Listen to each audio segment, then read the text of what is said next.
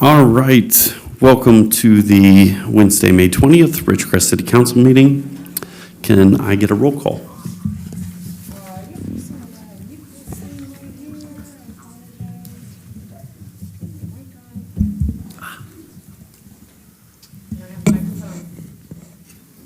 Mayor Endicott. Present. It's me. Chief Dixie. Mr. Blades. Present. Mr. Rajaratnam. Present. Mr. Heyman. Oh, there it goes. Thanks, Chief. Present. Mr. Gorman. Present. 5 quorum, we have a present. 5 present, we have a quorum. Sorry. All right, next, do I have a motion to approve the agenda? So moved. And a second? Second. Motion and second. Please vote.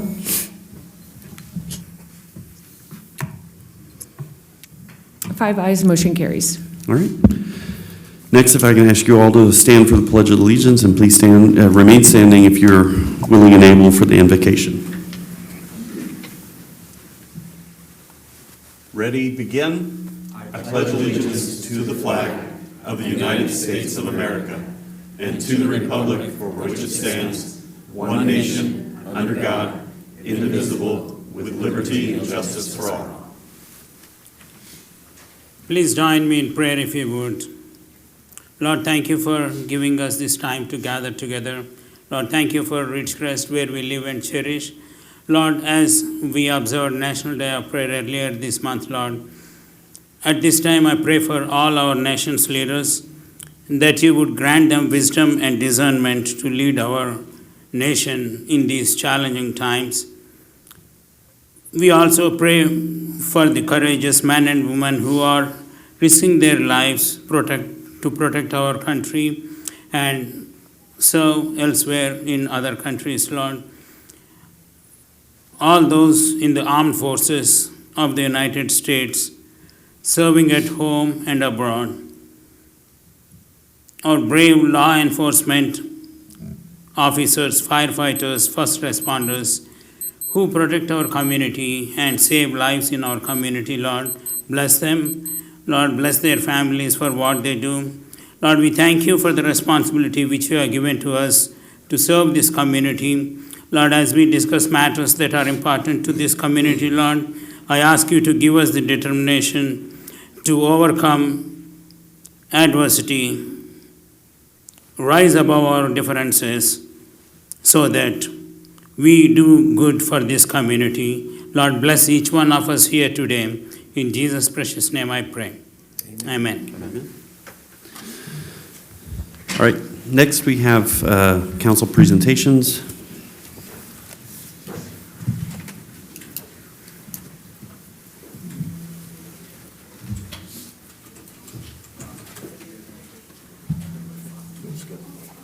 Oh, I'm half asleep.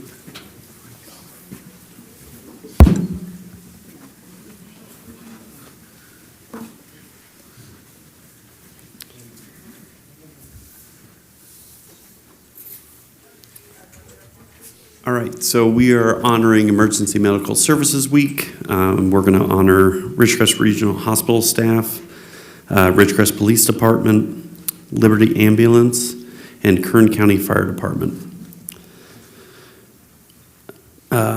Whereas emergency medical services is a vital public service, and whereas the members of emergency medical services teams are ready to provide life-saving care to those in need 24 hours a day, 7 days a week, and whereas access to quality emergency care dramatically improves the survival and recovery rate of those who experience sudden illness or injury. And whereas emergency medical services have grown to fill a gap by providing important out-of-hospital care, including preventative medicine, follow-up care, and access to telemedicine. And whereas the emergency medical service system consists of first responders, emergency medical technicians, paramedics, emergency medical dispatchers, firefighters, police officers, educators, administrators, emergency nurses, emergency physicians, and others. And whereas the members of emergency medical service teams, whether career or volunteer, engage in thousands of hours of specialized training and continuing education to enhance their life-saving skills. And whereas it is appropriate to recognize the value and the accomplishments of emergency medical services providers by designating Emergency Medical Services Week. Now, therefore, the Ridgecrest City Council, in recognition of the 52nd anniversary of EMS Week, does hereby proclaim the week of May 17th through 23rd, 2026 as Emergency Medical Services Week, with the theme for this year being EMS Week, Improving Outcomes Together. We encourage the community to observe this week and with appropriate programs, ceremonies, and activities, and extend a heartfelt thank you to the Ridgecrest Regional Hospital staff, the Ridgecrest Police Department, Liberty Ambulance, and Kern County Fire Department, and all first responders in this community. Presented this 20th day of May 2026 by myself and council. So would the members of the RRH, is there anyone here from RRH? Okay.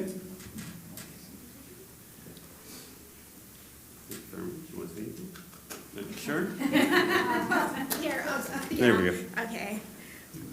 On behalf of all of us, we just want to say thank you for celebrating EMS Week 2026. It's an honor to work with the different agencies that we work with every day.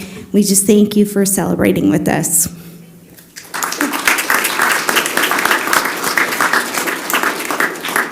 Ridgecrest Police Department. Thank you. We also appreciate this, but all to you guys. EMS, you guys rock, and we like to pretend we know what we're doing a lot of times, but it's all about you guys, so great work.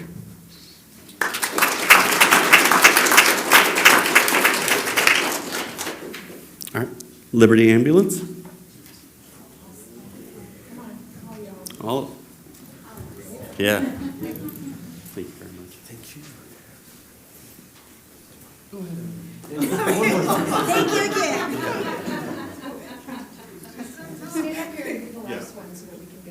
Okay. All right, and lastly, Kern County Fire Department.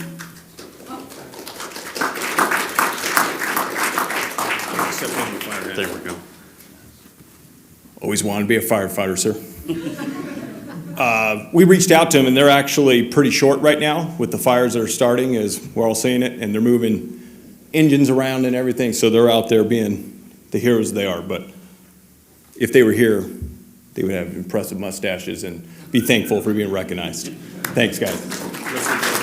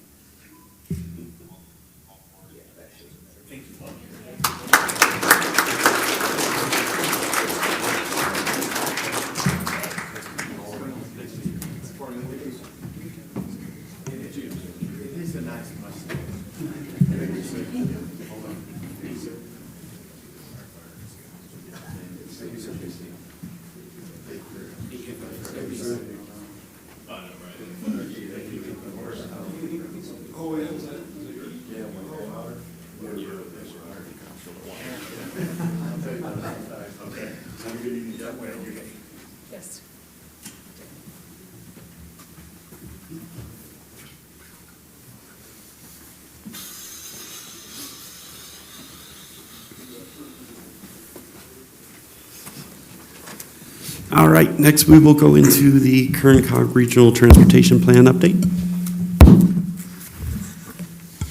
Good evening. My name is Raquel Pacheco. I'm a regional planner at Kern Council of Governments.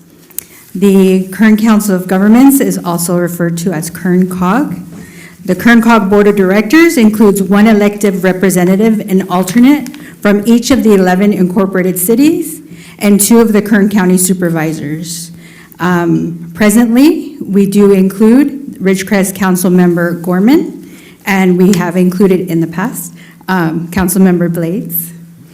Consider Kern COG staff as an extension of your staff, so please don't hesitate to contact Kern COG.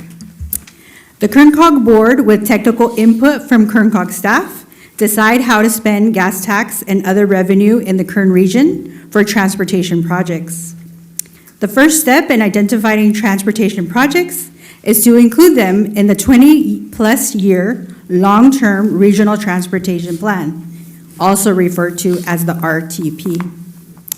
Projects that have been advanced or have funding identified are then included into the short-term Federal Transportation Improvement Program. Kern COG is concluding our federally required 4-year public outreach process that has garnered input from over 10,500 residents in Kern on how to expend $14 billion in gas tax and other revenues in the long-term plan. Half of the input came from over 50 public workshops and booth events. The other half was input from the other half came from online surveys, including an annual 1,200-person statistically valid phone and texting survey. What we heard from this grassroots, bottom-up public process so far is to maintain, fix, and finish what we have. Your packets tonight include a transmittal memo, public meeting flyers, the draft RTP executive summary, a listing of projects benefiting this sub-area of the county. Note that this sub-area of the county contains 3.8% of the population, and under the draft plan would benefit from 8.6% of the transportation expenditures. Projects benefiting this sub-area include funding for road maintenance over the next 20-plus years and funding for bike lanes. Comments are due on July 2nd on the long-term regional transportation plan, the environmental document, the short-term federal transportation improvement program, the associated federal conformity analysis, demonstrating that the projects will not delay the Air District's attainment plans. A summary of comments received will be incorporated into the final documentation. Adding projects to the next in line list can more easily be accommodated. However, there are some projects that may not be able to be added at this time, but could be part of a future update, as Kern COG will be back here in 4 years with an updated plan. At that time, we will have new forecasts that we can consider, and the documents for presentation tonight represent the 4-year process that we've encountered. And if you do have any comments, please feel free to submit those comments to the emails at the bottom of the transmittal memo. And thank you for the opportunity to speak tonight. I really do appreciate your time tonight. Thank you. I have a question, but I also have a comment. And I want to thank you guys for what you do, mainly because of the spirit of Councilman Gorman when he comes back to report on the activities. You can tell he's very invested in it, and we all benefit from his level of excitement. So one of the question that I have is, there was a, can you guys hear that, or is tinnitus? Okay. Is there any status updates on the widening project of 395? So I cannot provide that Okay. tonight, but I will definitely take that back to the office Okay. and ask our staff if Okay. there is an update. All right, thank you.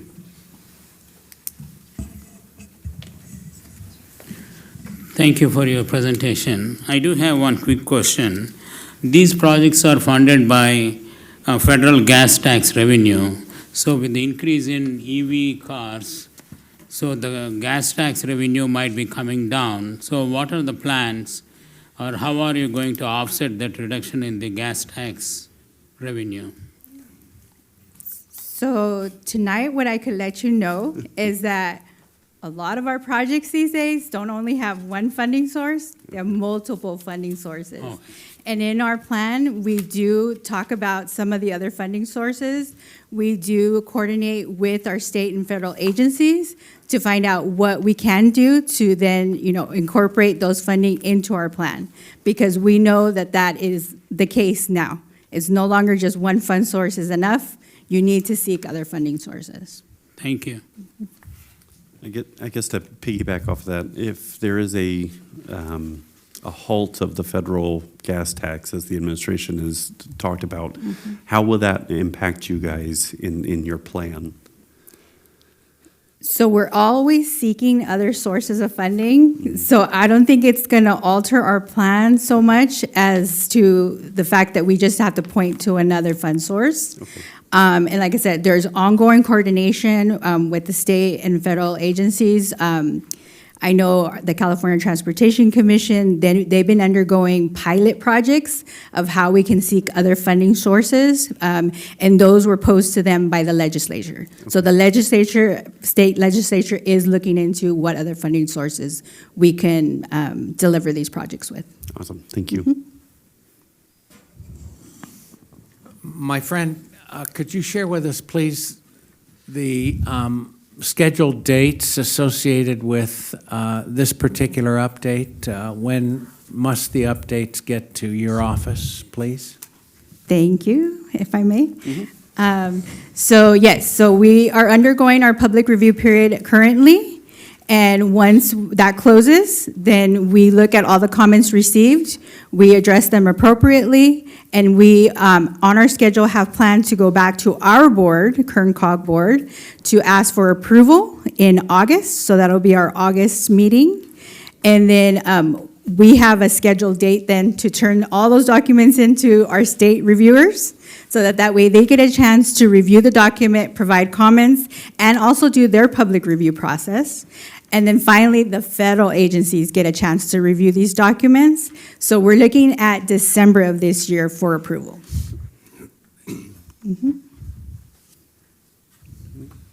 Raquel, thank you. And I know that so far, Kern Cog has had a very healthy, very robust relationship with the staff. I know your staff does as well.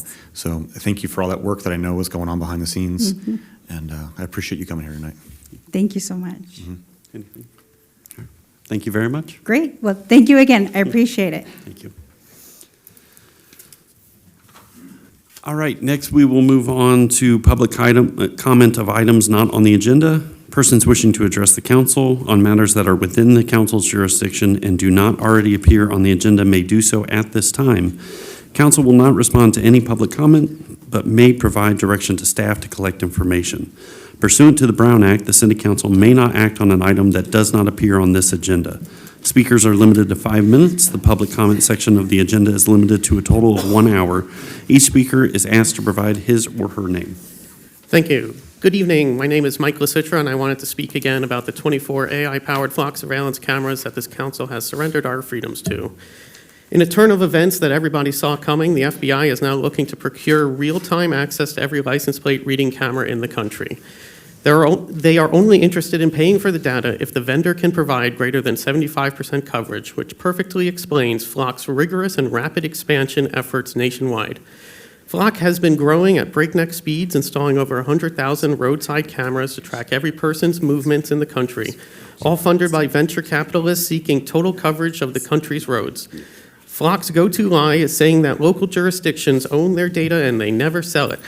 But does that hold true when the FBI backs up to their headquarters a dump truck full of cash? Did we get that in writing? The city already signed a contract granting Flock free rein to share our data with whomever they wish.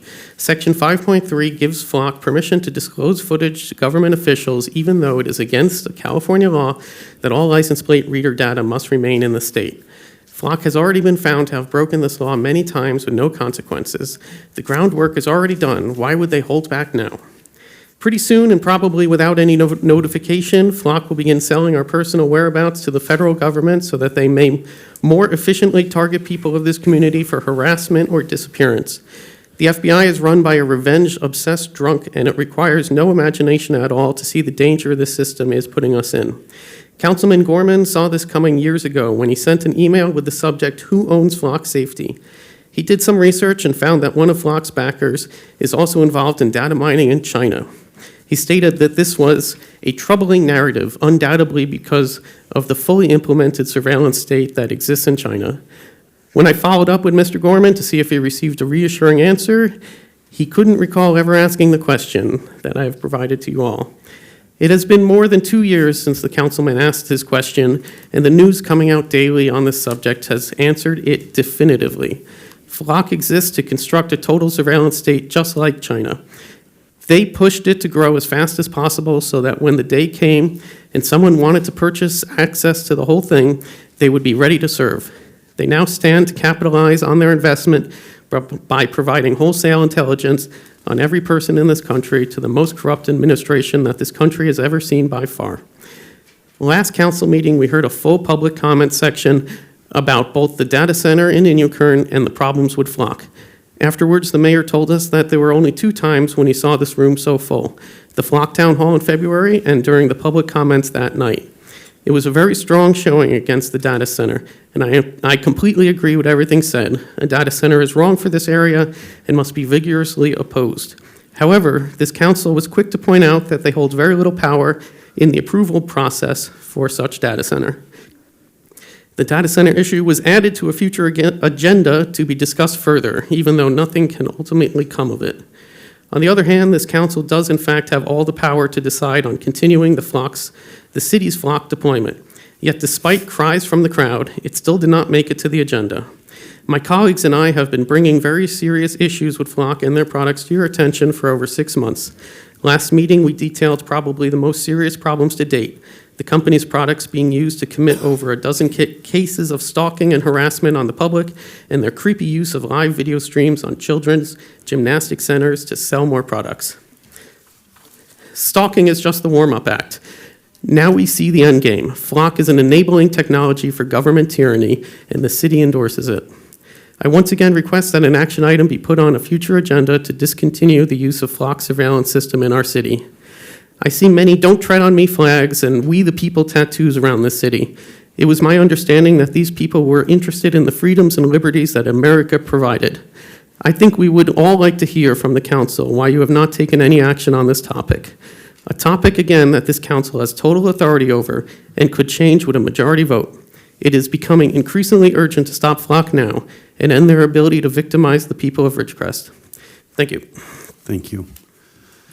Before we continue, we have our firefighters here, so we're going to get them acknowledged.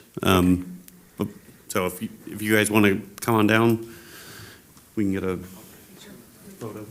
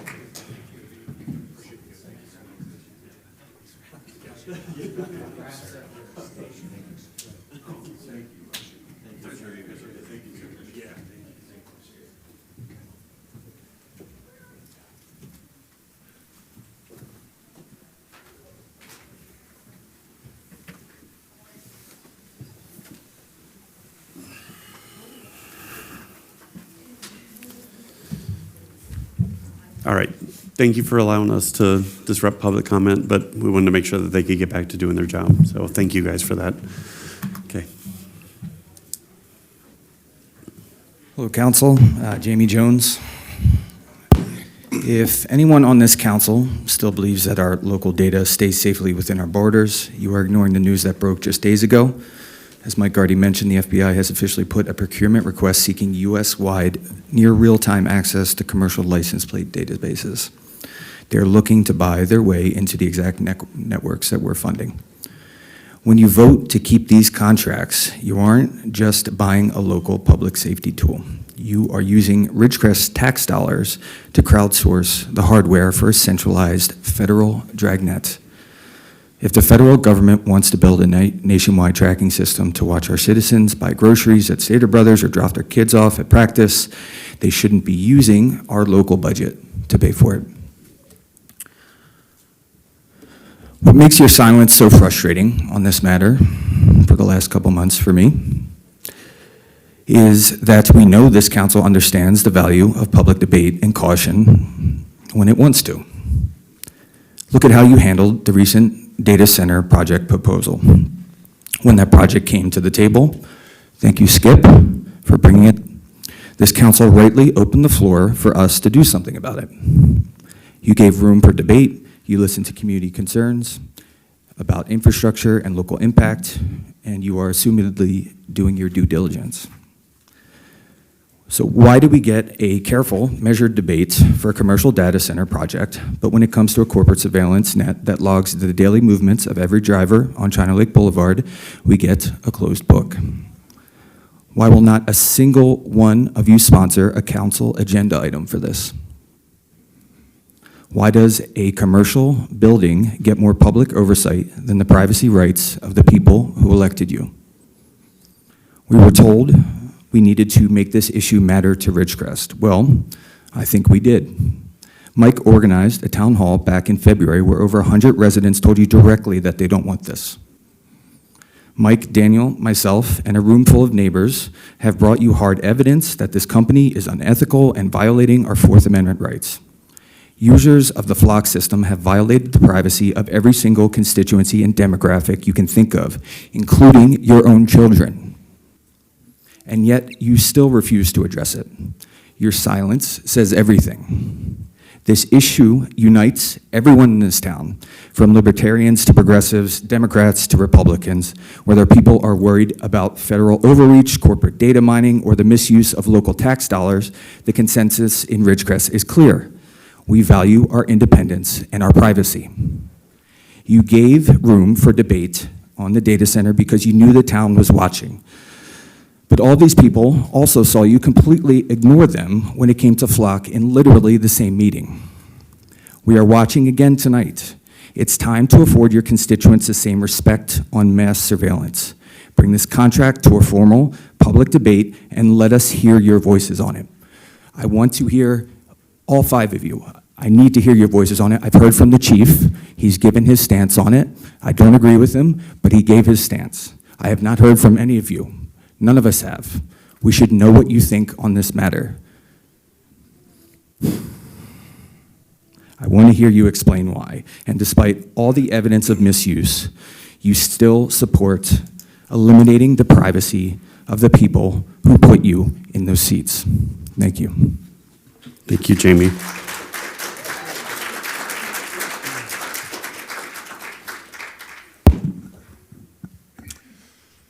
Hello, my name is Daniel Neal. Today I speak not to the City Council, but to the citizens of Ridgecrest. I have been speaking at many of the City Council meetings this year about the Flock system that has been placed on our city. I and several others have been revealing the fragility and faults in this system, and it has continued to fall on deaf ears. I was here on February 7th for the special town hall about Flock that was not publicized or recorded. We filled this room with people upset about Flock's intrusion into our privacy.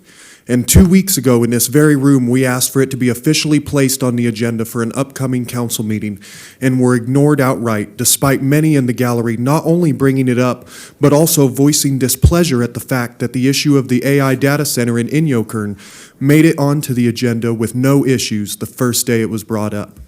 I feel this is the current council willfully ignoring this issue of Flock for one reason or another. And given the fact that there were many in the gallery screaming for Flock to be addressed, I think it is now obvious that this is an issue that the City Council outright refuses to acknowledge. I want to be clear about this. Flock is a problem for everyone who travels in this city. In other cities around this country, the issue has been raised that this intrusion into our privacy can result in massive lawsuits in time. And Ridgecrest does not have the financial standing to handle the burden of multiple lawsuits of this scale. When, not if, this becomes a reality, it will cause a massive financial strain to this small community. On top of that, there has recently been a push by the FBI to gain access to a nationwide database of information gathered from these cameras. I ask everyone in this town, do you wish to be monitored to this extent by not only our local police, but also the FBI and ultimately every three-letter agency in this country? Flock will have no issue turning over all their information because they will get paid for it, and money is all that matters to corporate interests like Flock. What is your privacy worth to these people? The answer is approximately $36 million of taxpayer money. Does the idea of living in a fascist Orwellian state that monitors citizens everywhere they go while you pay for it with your taxes appeal to you? It doesn't appeal to me. I think our privacy is priceless and should be protected, not traded for a minor addition to public security. Our forebears knew that to trade privacy for security is a slippery slope, and we are currently sliding down that slope at breakneck speeds. It starts with this intrusion, and it will only get worse as time goes on, so I ask everyone who hears this to speak up. Bring this issue up not just to friends and family, but also our local politicians. Get angry about it, because sooner or later, it will damage not just our city, but the entire public sense of privacy nationwide. This council does not want to acknowledge this issue, so it is up to us, the people, to make sure that they acknowledge it and do something about it. I do not want to see our city become a cog in a national monitoring system, and that is the current trajectory we are on. This issue should be placed on an official agenda so that we may gather the people who care about this issue, and in my and many others' opinions, these cameras should be removed from our streets. I say this to all my fellow citizens. Please gather the courage to fight for your privacy, because those in charge have decided to sell it for any price. I pray that the conscientious citizens of Ridgecrest heed the words that I and others have said about this system. It is a large step towards turning this country and city we love into a surveillance state in line with the likes of the United Arab Emirates or Soviet-era Russia, and I do not wish to see the country my family and many others sacrifice to protect become that. How long until we have systems like this in place on every corner in every town? How long until it becomes a national mandate? We are a country made of the people, for the people. So why are we selling our privacy to corporate interests? Do what those who came before us would have and stand up. Say something. Do something. We should not stand for this, and I, for one, refuse to. Some like to speak the phrases of "we the people" and "don't tread on me," words that meant something when they were written. But this is a violation of those sentiments, and many don't seem to see it. This is a move towards replacing those phrases with "we the corporation" and "please tread on me," and that is not the America I know. We are supposed to be better than that. In closing today, I will say the only words I have to say to a city council that closes their ears to their citizens' concerns, and that is this: do what's right. I ask you once again here in front of our whole community to place this on a future agenda so we may speak to the issue in an official capacity. But I do not expect you to listen, because you rarely do. Thank you, Daniel.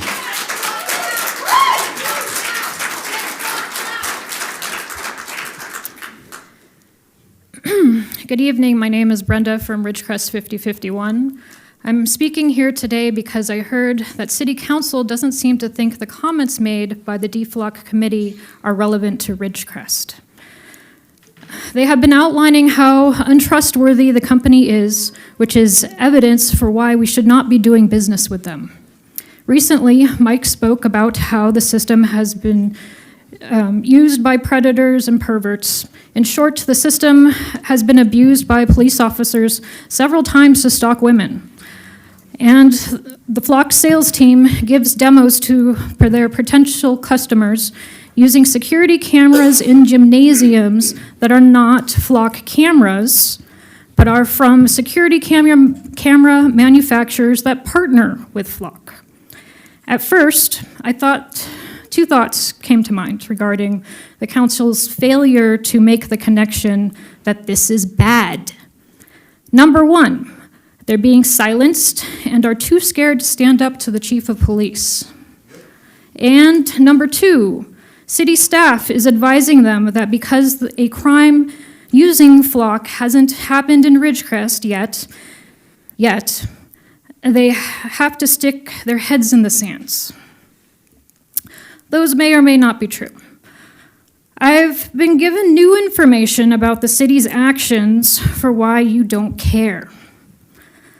The more I learn about the city of Ridgecrest and its police department, I trust it less. So, you want to bring it home. You want me to go there.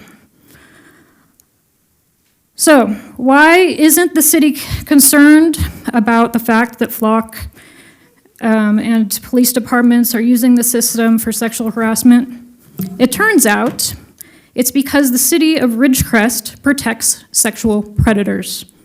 So much so that not only was Officer Marone not fired after sharing a dick pic with a staffer, but she was also the victim of retaliation for rejecting him, and the city fired her for talking about it. This is textbook case of workplace sexual harassment. The city then supported the sexual predator further by paying a total of about $350,000 for a settlement and lawyer fees connected with the incident. And if that wasn't evidence enough that the city doesn't care about sexual predators, I have been informed that there are several sources that have said the city wants the same guy that they presented. Mayor, may I interrupt, please? Can you please instruct the speaker to limit her comments to the council and do not speak about individual members of staff? This is not the forum nor a place for that. I believe this is relevant to the city of Ridgecrest. It's absolutely not relevant, and it shouldn't be done. So why should I trust the police department if we can't trust the police? Okay. I've been cut off. What kind of message is being sent to everyone in the police department? The optics seem pretty clear to me. If you're a police officer in the city of Ridgecrest, you'll be able to keep your job, get promoted, and have financial backing from taxpayers in the event it comes to light that you are a sexual predator. That's why the city council doesn't care that the Flock system is potentially abused by its officers. The city of Ridgecrest is already willing to support abuse in the amount of $350,000. Tell me again, I should trust the Ridgecrest PD. I think you should trust the Ridgecrest PD. Make room for me up there. No, I think it's Thank you, Brenda.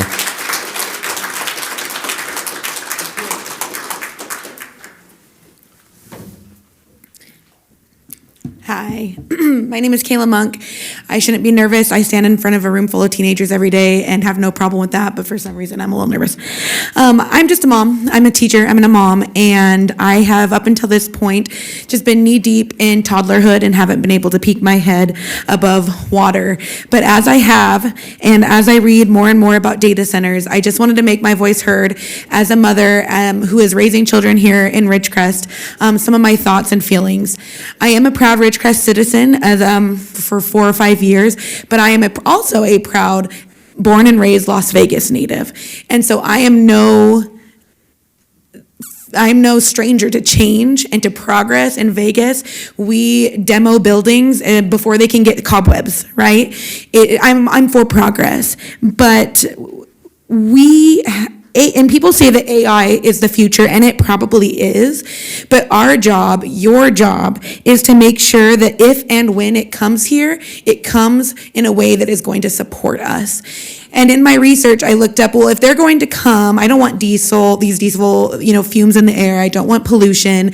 Can they run in a way that would be more sustainable? So why can't they use solar panels? And I looked it up, and a normal size data center would take 1,400 acres of solar panels to create the energy needed to run their data centers.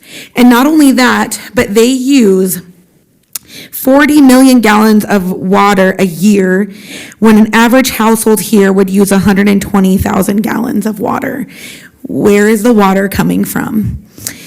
My thoughts are, before we jump in and just say this is progress, this is the future, let's take a beat. Let's think about putting things on the ballot to protect us from data centers and what they do to the environment. Let's force them, if they're going to come here, to put solar panels on every resident's home, give them a backup battery, so when they stress our grid, we are not affected. We're not left home hot and sweaty for their AI. Let them replace all the evaporative coolers in Ridgecrest with air conditioners, so we're not straining our water. They have the money. If they want us, they're gonna have to pay for dinner before they get into bed with us. Thank you, Kayla.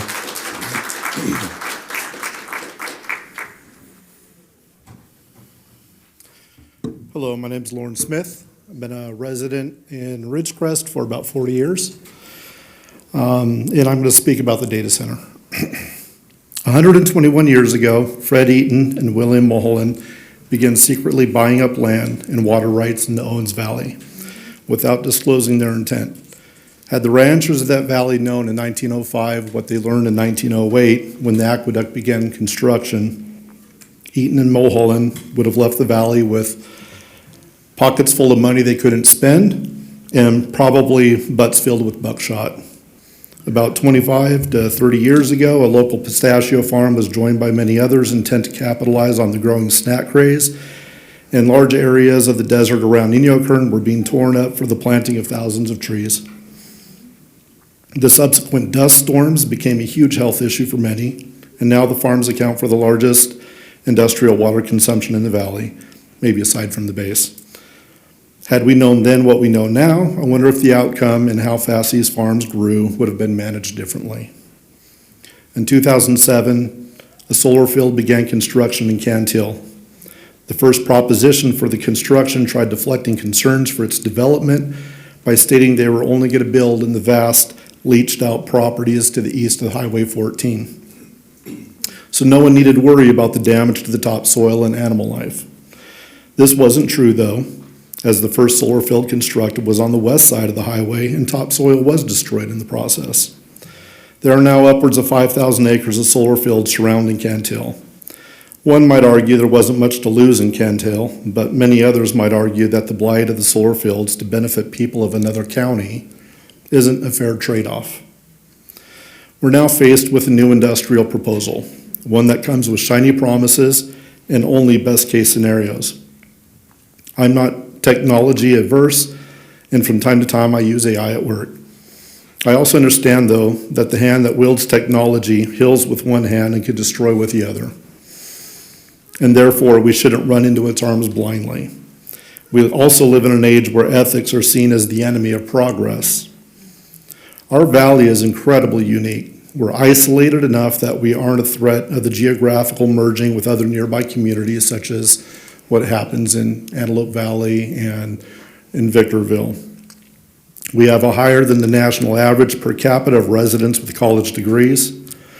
Our distance from the county seat and maybe the physical barrier of the Sierra Nevadas has resulted in our valley losing county and state resources when finances get tough.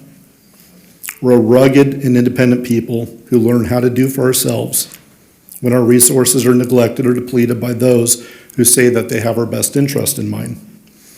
I think we've experienced enough history to know when industry comes waving around a lot of money and promising the world, we should be incredibly cautious, if not outright suspicious.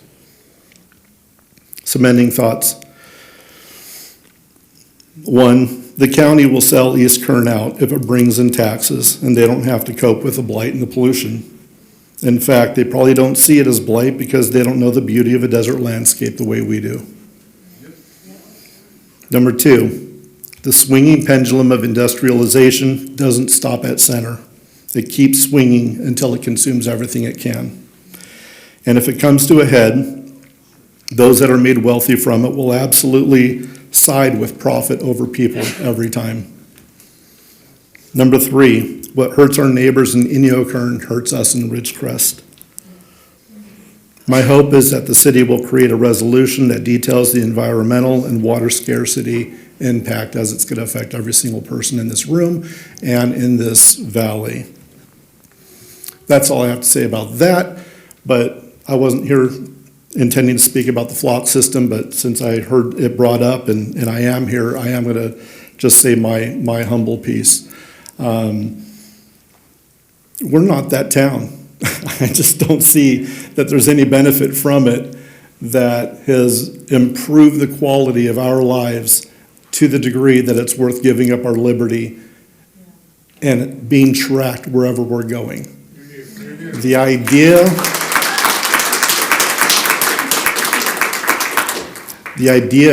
that it can't be corrupted against us would be very juvenile. As I stated just a few minutes ago, the pendulum doesn't stop at center. Thank you. Before we go to the next person in here, we've had someone on the phone, and so if we can get to them, and then we'll get you. Of course, thank you. Uh-huh.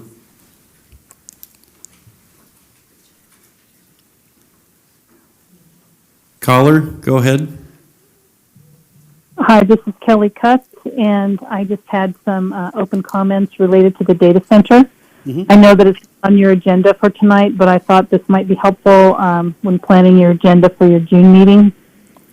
So basically, there's just three things I want to mention. The first one is we just don't have the water for this.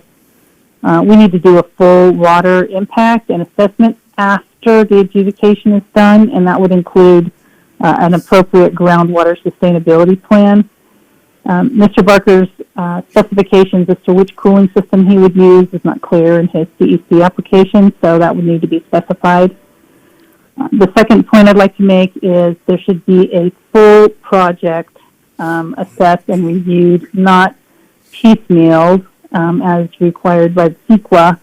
So phase 2 as a reasonably expected phase, which is in his CEC application, should be included in that CEQA.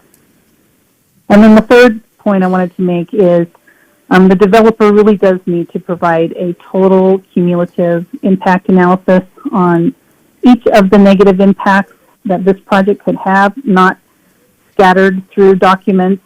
So that would be, total noise, total air pollution, total water, total lighting. So we can actually meaningful assess what this project truly is and provide feedback. So those are my comments. I appreciate an opportunity to share them with you tonight. Thank you, Kelly. Sandra? Thank you. I'm Sandra Van Scotter, and I live here in Ridgecrest.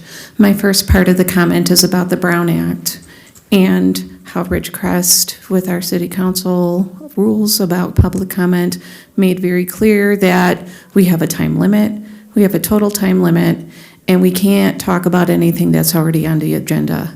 That's really all the Brown Act allows you to limit. You can't silence a person because you don't agree with them.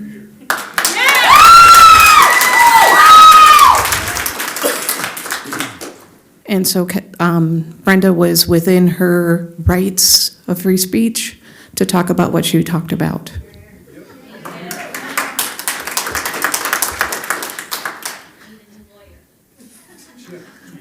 Second, as I said, I live here in Ridgecrest, and for transparency, I'm also running for U.S. Congress for Congressional District 20. So I want to talk about the data center, but I want to come at from an angle of what's happening and how it came to be so quickly that it seems like it just blindsided us. So tonight, there are 3 commercial AI data centers proposed for our congressional district. One of them is in Inyakern. I'm here to talk about, like I said, how it came to be and what our city council and our community can do. On July 23rd, 2025, President Trump signed an executive order, 14318, fast-tracking federal permitting for AI data centers of 100 megawatts or larger.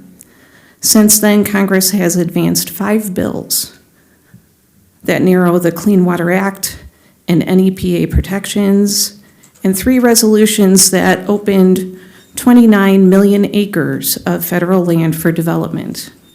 One of those bills would let the Defense Department designate AI infrastructure as critical national defense infrastructure, preempting state and local authority.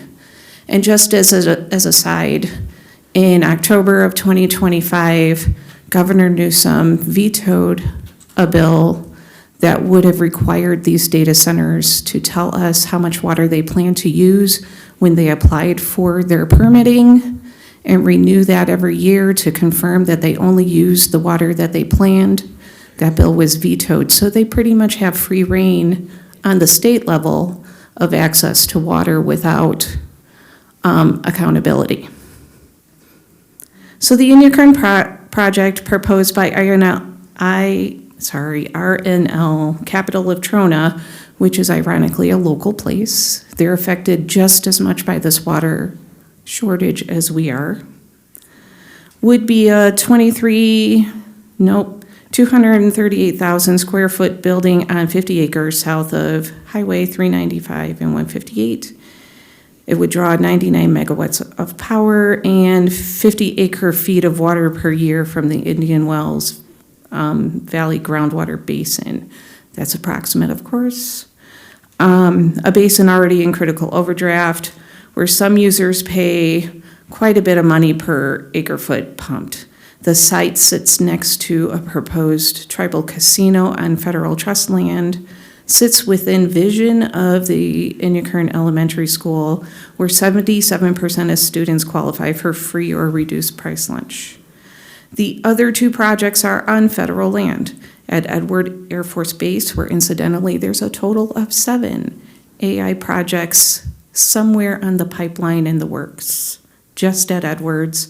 And at NAS Lemoore, there's one currently proposed, there's another one in the pipeline at Lemoore. So do the math of how much water is going to get sucked from this geography. So all these large-scale data centers proposed in one congressional district, all sited in rural communities with limited staff to evaluate large industrial proposals. This is not an accident. This is part of a pattern. And I'm asking our city council and our community to do 3 things. First, ask in writing the questions the developer's materials do not answer. And I see I'm running short of time. I would like permission to finish my comment. How much water at full capacity over 30 years? What is the cumulative impact when the data center, the casino, and the existing demand are evaluated together? Who pays for the electricity? It cannot be the humans. It can't be the residents that pay for the electricity.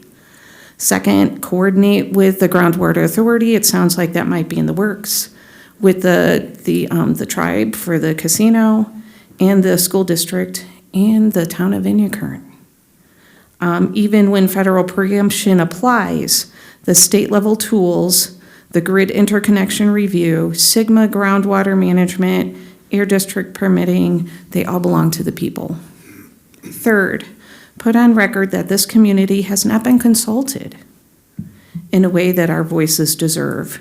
We are not opposed to innovation. AI has been around for a long time. If you've had an Apple phone, your stuff's been living on the cloud for decades. We are just asking that our community not be the place where the costs of innovation are absorbed without our input or consent. Thank you. Thank you, Sandra.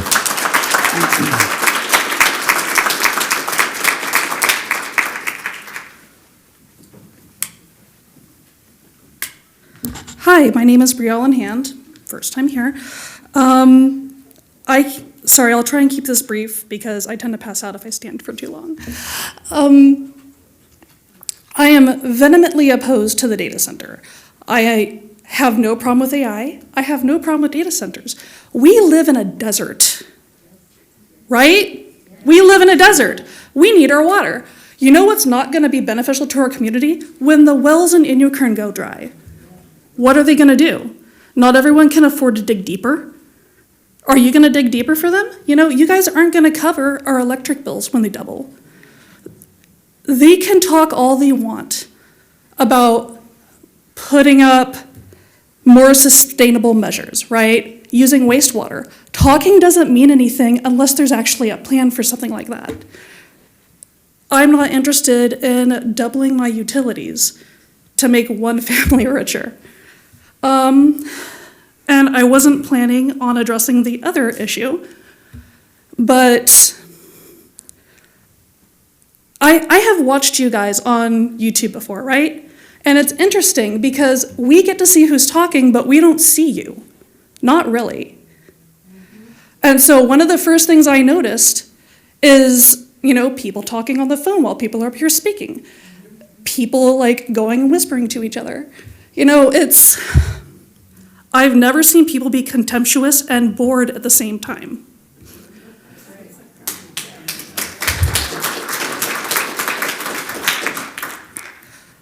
I used to work in EMS, so I personally don't have a problem with the entirety of police, right? We watched their back, they watched ours. It was very copacetic. But when you have someone come up here and they're talking about someone who was a victim, and correct me if I'm wrong, but you guys aren't allowed to respond, right? Heyman got a comment in, didn't he? He was talking to someone speaking about a woman who was victimized, and he felt the need to just shut her down, right? You just had to get your comment in. Guy on the TV, don't know who you are, but I will. You felt the urge to cut her off. You silenced her. We have a right to speak. We have a right to be heard. And we have a right to more than indifference. What radicalized people into organization and acting is not the angry redhead down the street. It's you. It's the way you respond to us. It's the way you talk to us. It's your silence. You work for us. Do your job, or we'll find someone that will. Thank you, Brielle.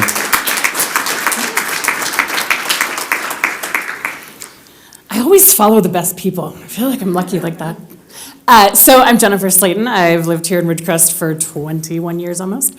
And I just wanted to speak about a few issues, but the big thing they all seem to revolve around is lawyers. So I don't know if you've been following this Measure B and C issue, but the City Council has proposed a couple of measures to be on our ballot. And there are some folks who noticed that there was a possible copy and paste error, or maybe somebody just wanted to change the term limits in Fillmore, I don't know. But we did have a local community member who was able to get a lawyer to say, hey, that's a material error, which means it cannot be corrected in a second reading like the lawyer seems to think. So I was like, that's curious, I know a lot of lawyers, let me send this out to them. And other people did the same thing. And the consensus that came back was that's not the only issue with Measures B and C. There's confusing words on term limits. There actually has conflicting language. The specification for the mayor's term, if it does become a 4-year term, if Measure C passes, would actually end term limits for the mayor position if it does not pass, if it is rejected. So the whole thing is sloppy. I think the fact that we didn't catch a copy and paste error is certainly one sign of that. And I do want to applaud Solomon for pointing out sort of what maybe happened there. But I think that does call into question kind of a bigger issue, which is, what are we paying our legal services for? We've had a number of issues. Oh, you can take my time to applaud that. I just feel like at this point, we've had enough issues over the years. We've had issues with concerns about what their interpretation of the Brown Act is, what they share about what's happening at the GA. And maybe it's time to put those out to bid. That's what contracts are for. I'll take that. The second piece where my life is revolving around lawyers is, coincidentally, the GA. So the first thing that we've noticed, we've been doing this sort of, mini forensic audit to the ability that we're able to. And the city of Ridgecrest was paid $1.7 million for legal fees from the GA. Now we know we're in adjudication, or there might be very good reasons, but the bottom line is the financial oversight of this body is a challenge. And I know Mr. Heyman is there, and I know he does a very good job at kind of looking at what he can, on top of the city council, on top of being a full-time businessman in this town, on top of taking very good care of my kid, thank you. But the bottom line of it is, if you have an open body where people can actually come together, look at the finances, have that transparency, be able to ask those questions, that is a benefit to everybody. So we really would like to see this city council encourage Mr. Heyman and the Groundwater Authority to establish a financial oversight committee.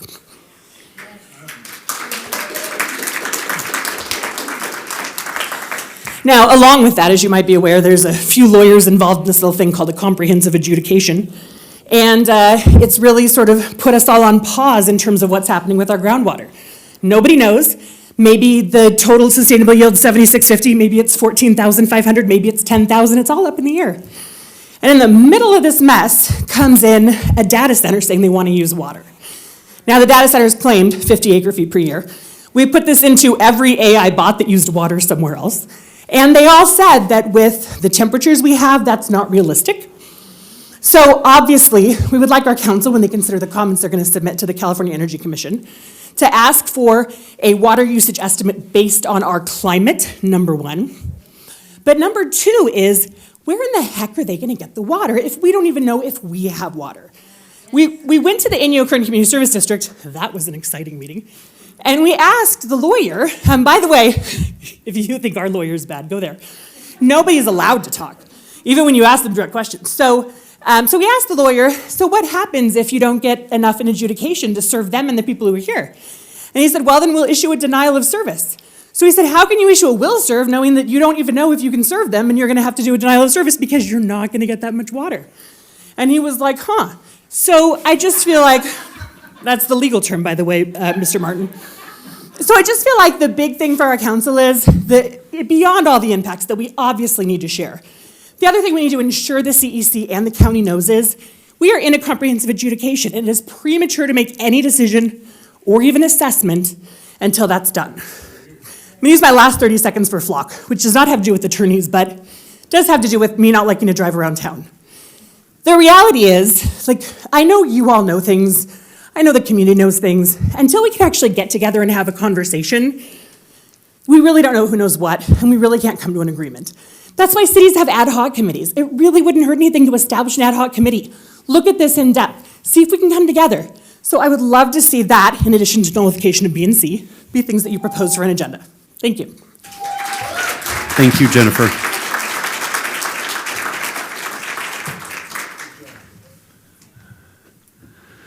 Good evening, Mayor and Council. Tom Wicknick. I can't add to much what's been said here already tonight, but I will bring up a couple of things like the Kern Cog report. I wish I could get back 10 minutes of my life that they just wasted of mine. They told us nothing, okay? And what I mean by nothing is the best I got out of it is all we're doing for over this side of the mountain is spending about $1 million or something like that to fix, repair, and complete. Fix, repair, and complete what? They couldn't even bring a slide to say what projects they're going to work on over here? When I was up there, and I was the Kern Cog rep the last time in the 2000, and Travis, I thank you for asking about the 395 update. When I was on Kern Cog, the 395 widening project was approximately 5 years out. And I was on in the 2000s. 20 years later, it's nowhere to be seen. And Skip, you have your 395 campaign that you promote all the time about all the dangers on 395, and I support you 100% on that. But what's Kern Cog doing about it? What are you doing about it? When I was on Kern Cog last time, I've got a complete set of drawings for the 395 project. I have them in my office. They have it completely designed, how it would go, interchanges, widenings, right-of-ways, everything. They had a project ready to go 20 years ago, and we still wait. And she brought nothing except wasting my time and everybody else that sat here by not giving us any real information other than, hi, I'm here, and this is what we're doing, and we're going to turn in a report. Well, how about giving some information out? I know this is a subject that isn't the main thing that everybody has interest here with, but they should also be aware of it. That we're being ignored over here again, as it's like over the years and years and years, because they sidelined the 395 project to finish the freeway system in Bakersfield. That's the bottom line. The West Side Freeway system in Bakersfield became more important to complete than working on 395 over here. And that's the decision that was made. So now we sit here, all these years later, with still a dangerous road over there and no improvement being done.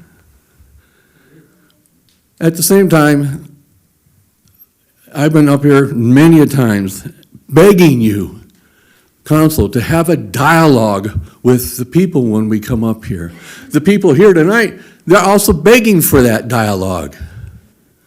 Not only they're asking just to be heard, they're asking for a discussion, to hear from you how you feel about the things that we have. Travis, during the campaign, we had a good talk. And I said, one of the most important things you can do is improve dialogue with the people. And you agreed with me that you would do that and increase the transparency. Well, when we can't come up and talk, when the Kern Cog rep is here, for whatever reason, I don't know, we should be able to come up here and talk about every item that comes before the city council without being limited to, no, we're not going to talk about that. I'm sorry if I sound a little bit brash, but when we can't come up here to talk about items that are on the agenda, that's not right. So I would ask for you to please start making a little change in the way things go here. Turn the page, open dialogue with the people, give the people an agenda item if they want an agenda item. Let them put it on the agenda. What's the harm? Or unless you get afraid of hearing what they're going to say. What's the harm? Thank you. Thank you, Tom.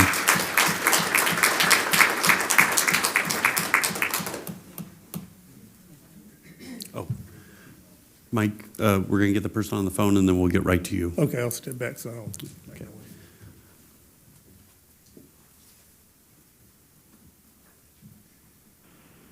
All right, caller, go ahead. Hi, thank you very much. Can you hear me? Yes, ma'am. Okay, thank you. I just want to bring up, let me turn my TV down. I apologize here. I'm really prepared, as you can see. Okay. Thank you very much, dear. I just want to bring up some points. I've been listening. I am against the data center. I'm not against, we cannot be against development in AI because it is of this world. We already know that. It is progress. I'm for progress, but with protections. There is another data center that this company wants to develop in a couple of years right across the road on another, I believe, 80 acres behind Ace Hardware. So we're going to go through this whole process again of more pollution and more groundwater depletion, et cetera. So I thought that was interesting. My second point, we are in a really high earthquake zone area, all kinds of little earthquake faults running all over. If you look at the council map, see them. And, of course, we don't know when it's going to come. We don't know all that stuff. That's okay.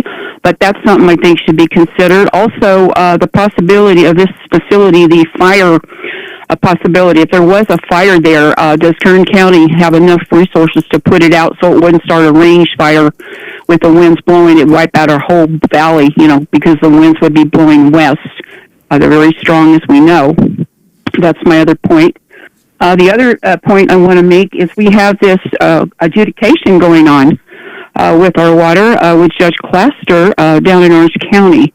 And I wonder if he knows that our water's being attacked like this, because I'm sure that he would want to know. The other point I want to make, I know that the pipeline's coming into Ridgecrest. It's an awful difficult decision that these guys had to come to. I do understand that.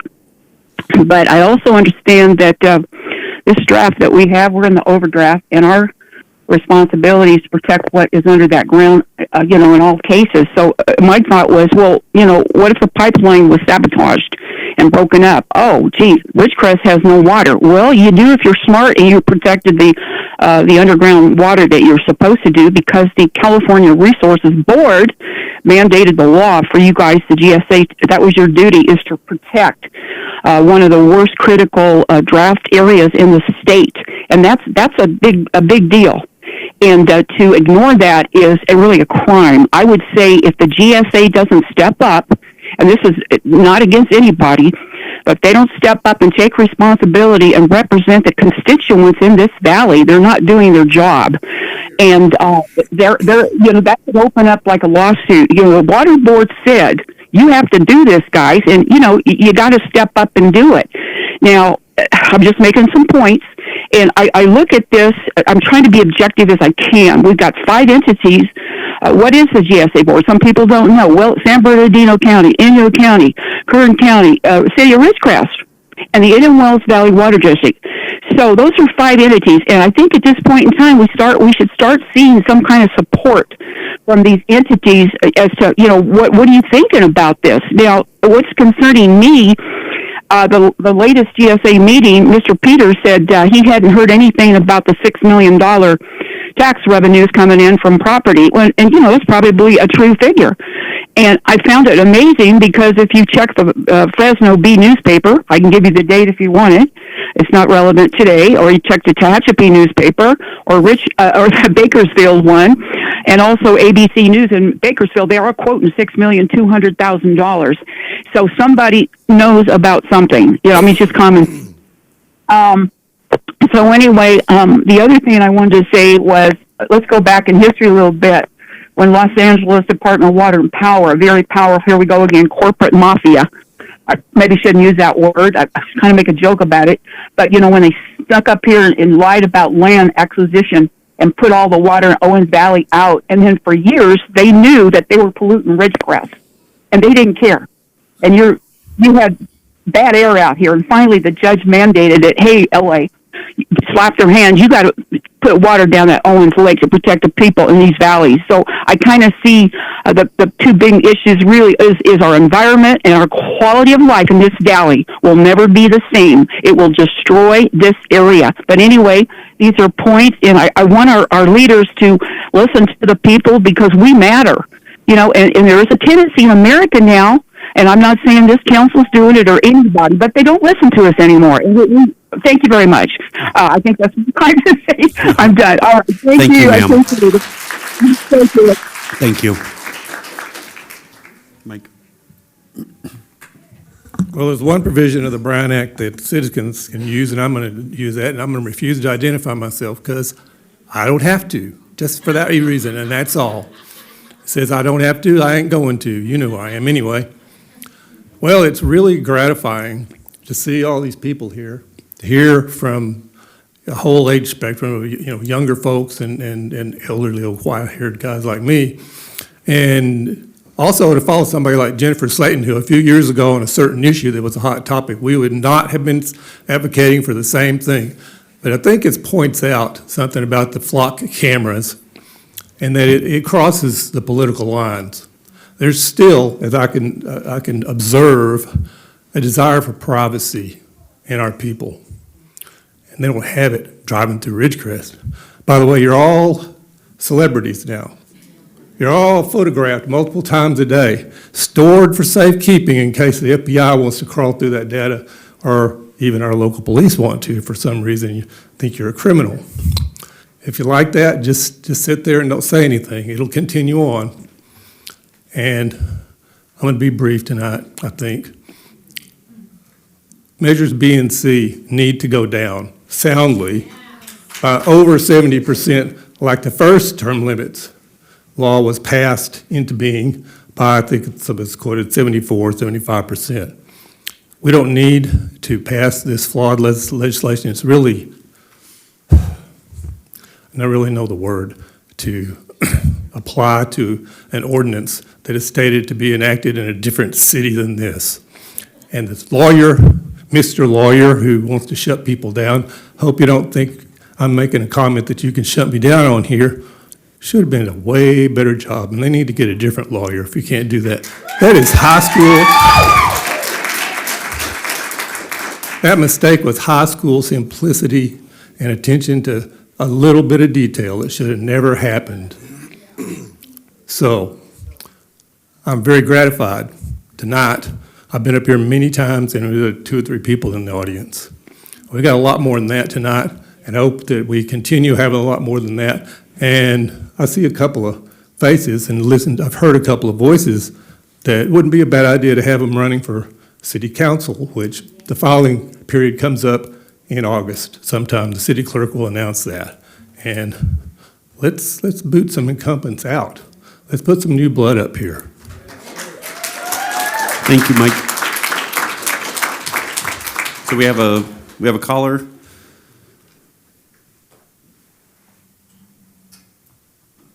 Thank you, Mike. Go ahead, caller. Hello, this is Mike Senot. I am sure enjoying all of this. I want everybody to think about the big picture when it comes to water.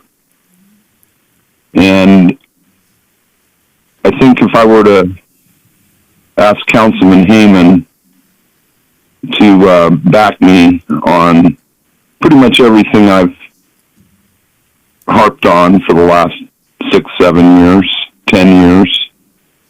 I've been right about it. I expressed my concern about turning Ridgecrest into a militarized police surveillance state 6, 7 years ago. Ridgecrest doesn't need license plate readers. They don't need a Bearcat.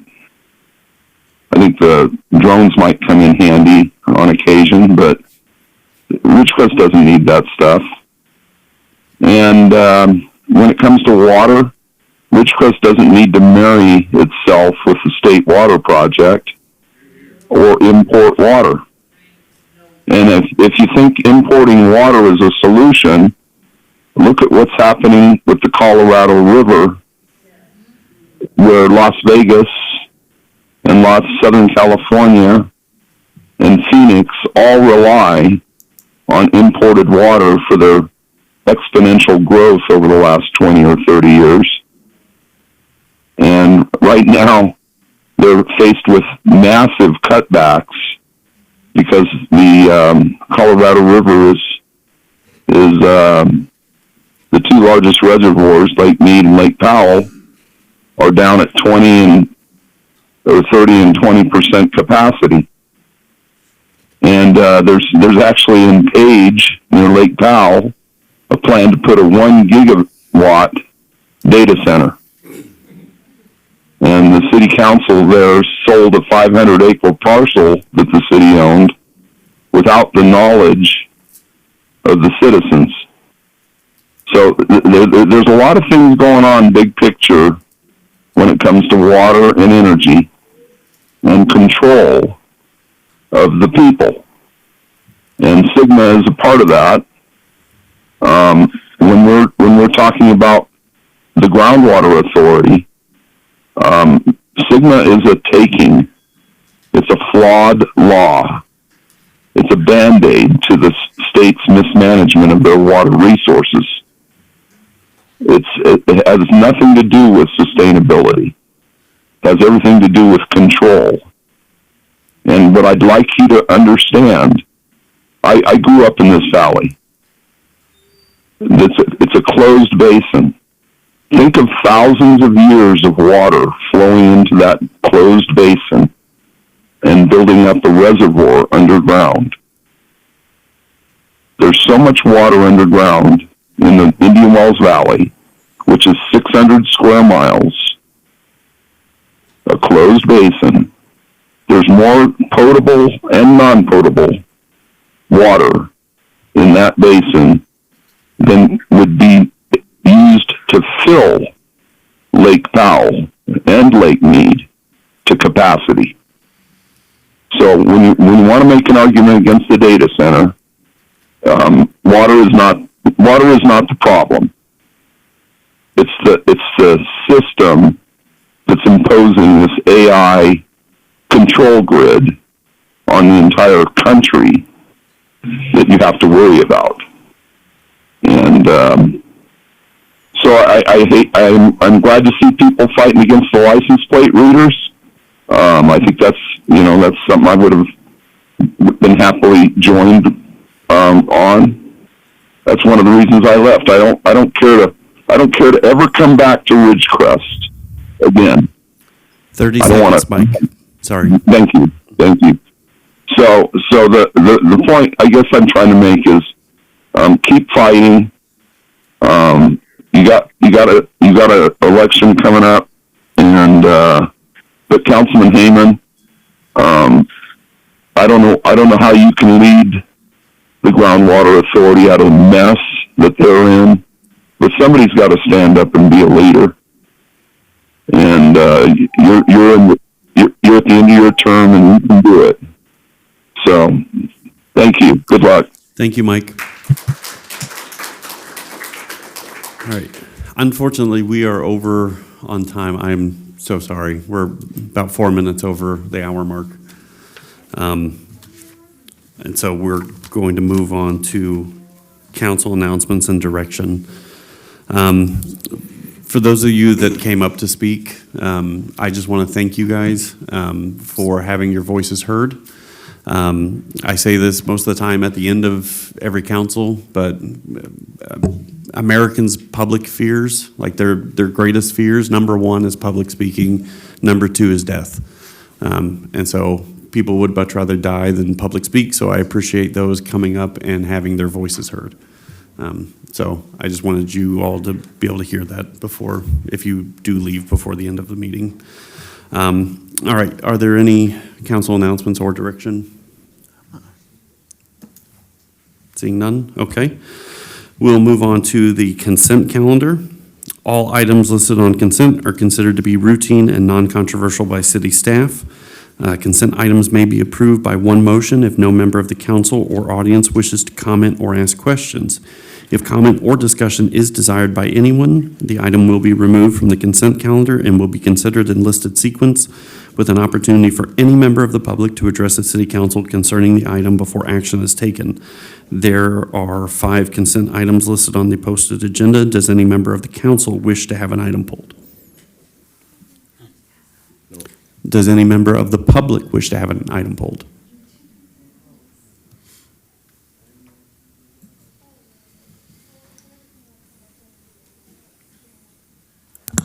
Yeah, Renee West of Lusk. I just hazy on these transportation consent calendar resolutions. I don't really know what they're authorizing. I looked through the agenda, but I didn't have time to read this big, long report or whatever that was in there on one of these. Can somebody like? Hey Renee, is there any one of them you want to focus on or go over? Probably 4 You want to pull 4? and 5. 4 and 5? So, let's go Ruby. We got staff here to talk to that. We do. Okay. Let's approve the rest of the consent calendar, and then we can pull Sergio up to talk Okay. about those. Can I get a motion to approve consent items number 3, 6, and 7? Yeah, you bet. So moved with the items pulled. Yes. Second. Okay. Go ahead and vote on the approval of those 3. We have 5 ayes, motion carries, so we can have Sergio come up and address these other 2. And because I only have 1 slide in there, we'll have to do roll call when we approve those. Okay. Thank you.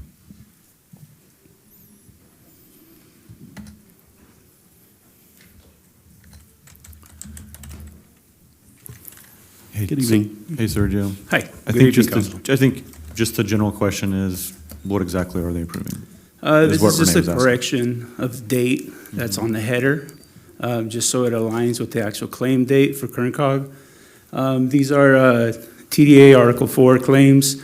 They're just reimbursements for the city for work that has been done around the city. Thank you. Okay. I think it's just a correction, right? Yes, just a correction, yeah, for the header date. Okay. On both of them. Where's Renee? Did Renee?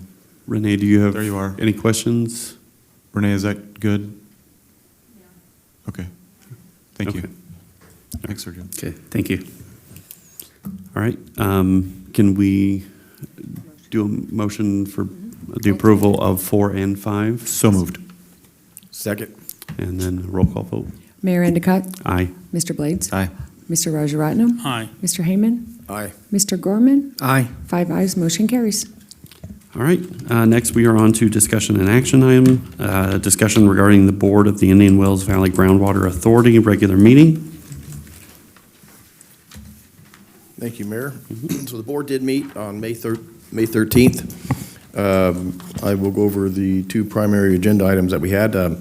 Item number 9 was the approval of allocation of shallow well mitigation program funds for Rademacher Consolidation Project. This is a project that's been ongoing here for several months, but is moving along. It's a consolidation of some homes that the TDS, or the total dissolved solids and quality of water, had deteriorated to the point that their water not being able to be used or bathed in, or pretty much unusable water. But the water district is working on consolidating those homes and bringing them into the district, and this basically pertained to the meters and hooking them up to the water district system. So it was approved. I think it's a good thing. Anyone that had been following the meetings would know that a couple of homeowners had came to the meetings and the GA meetings and spoke of the hardships that they were having with the homes, and they're having babies and children, and just going through the basic things that we don't usually think about because it's always provided to us, and clean air, clean water. But anyway, so good thing.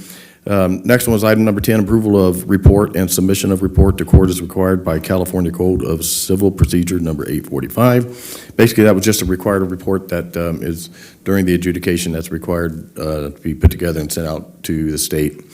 So that was approved also. That was the only two major items that we had. There was brief discussion similar as to our previous council meeting here in regards to the AI data center. It was approved by the board to bring that back to the board for further discussion and study. So I think that is a good thing on the GA side also. Aside from that, there's some things that I think I'm glad to see the community as a whole with this data center. Some of the things I'm hearing from individuals across the board is that they're acknowledging that, hey, we do have a water problem. And I don't mean this facetiously or as a, hey, we told you so. No, it's not that. It's that, we do live out in the valley. There is dispute as to, the water, how much water we have underground, but it seems like everybody's getting on the same page that we do have limitations, that we are overdrafted, that we do need water. It was mentioned earlier that we need to protect this groundwater that we have in storage. 100% agree. It's kind of like buying oil over in Saudi Arabia or somewhere cheaper and sitting on our oil and our federal reserves here in the United States. Sounds like a pretty smart move to me. But in the event that, we get an imported water pipeline and get a source of water to help us with sustainability, it would be nice comfort to know that in the event that the pipeline is not functioning for whatever reason, we can continue to pump water from our ground that we protected and use it wisely. So, but it's nice to hear the people that on one hand used to say that, oh, we don't need a pipeline, we're not overdrafted, we don't need to address this issue. We do need to address it. It's being addressed. There may be some arguments and disagreements on both sides as to some of the finer points of it, but I do think it's good that that people are aware of it. And I think the data center kind of brought that to a pretty good head with the city, or with the community, not so much the city, but let's see. Aside from that, I don't have too much more to add. So any other questions from the? Any questions? No. All right, so I just have one. Yes. It's because political scientist, I heard TDS.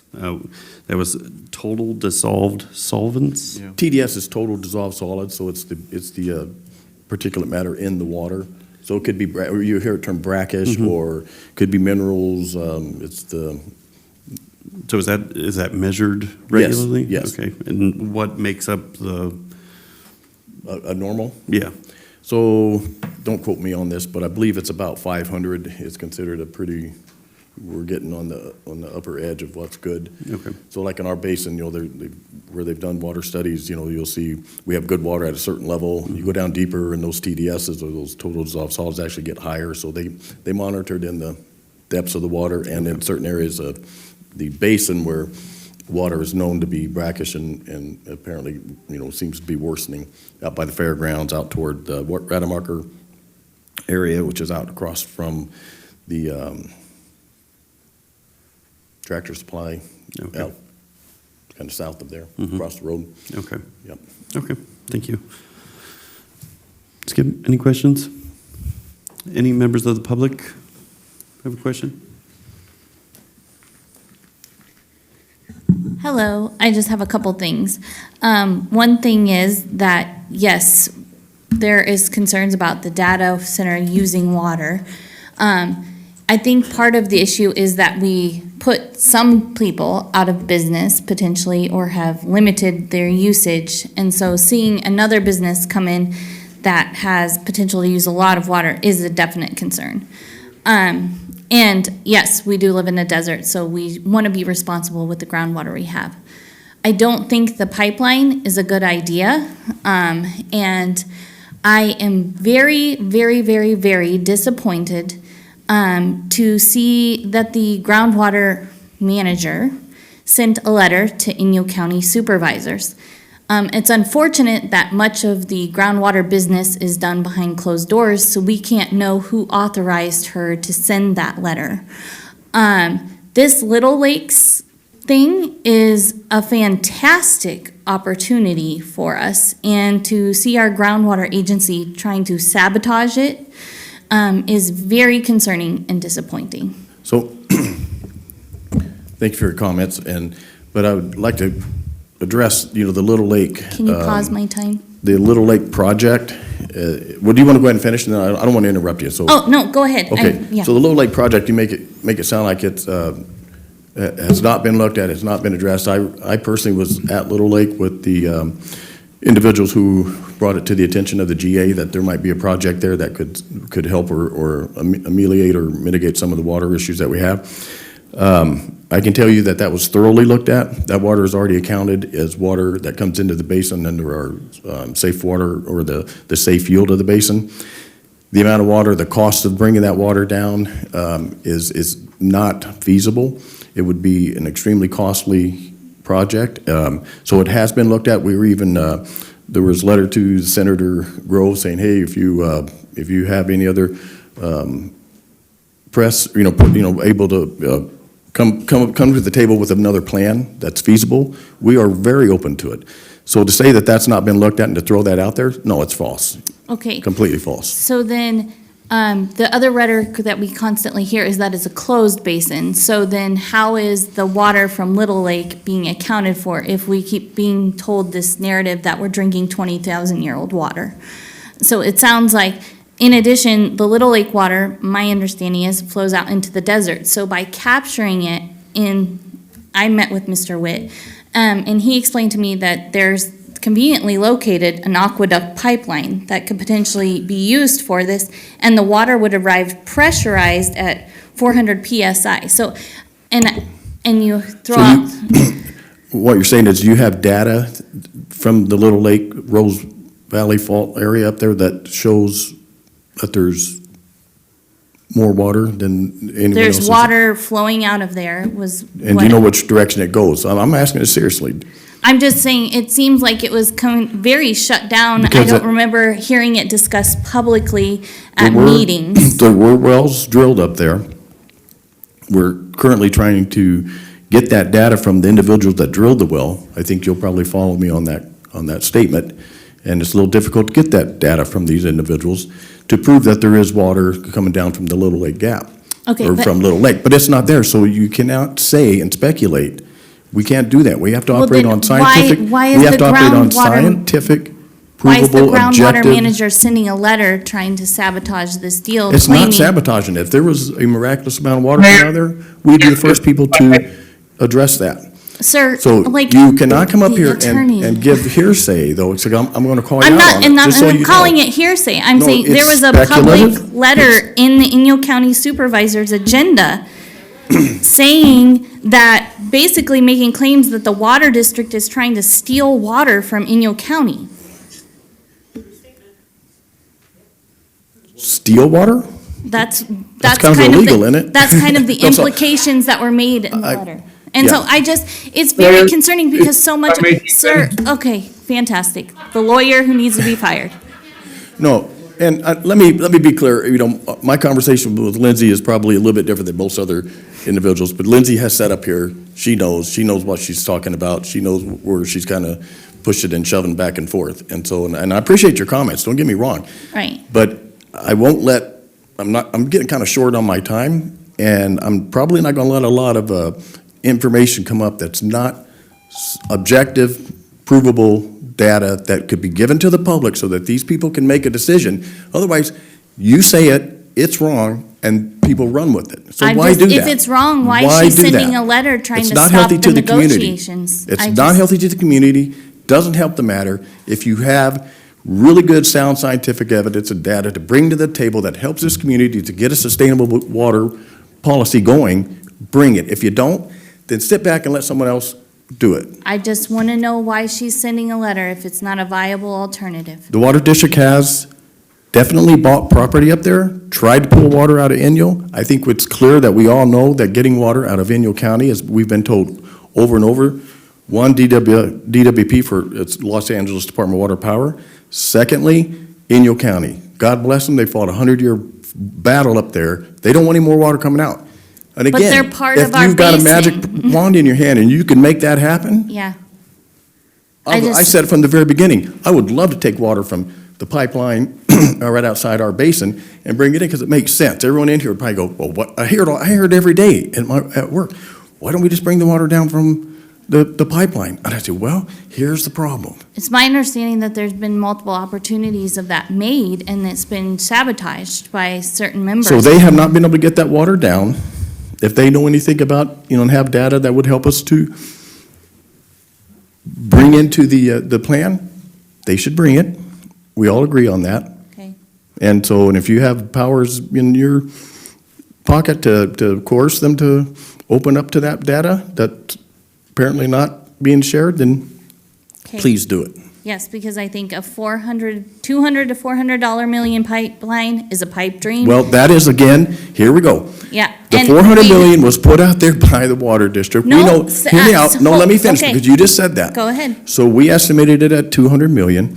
We are pushing for a $5 million, which now's dropped to about 3, and we may just find out ways to finance it ourselves, to get the project, the pipeline project, over into the Army Corps of Engineers' hands, who will give us the true definitive price of that pipeline. Not the Water District's version, not the GA's version, but a true who's going to build it. These are the guys that would build it, the Army Corps of Engineers.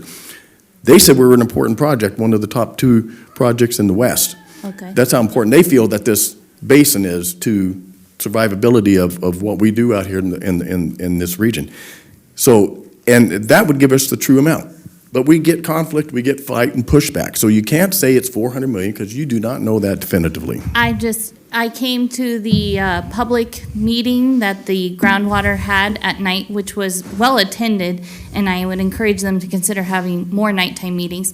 And Mr. Johnson himself quoted the $400 million number. So I just wanted to put that out there. That wasn't just the water district, it was Mr. Johnson himself. We And could so, take good notes and data from that meeting, because there were some modeling comparisons that went in at the end of it. I wished everybody could have watched.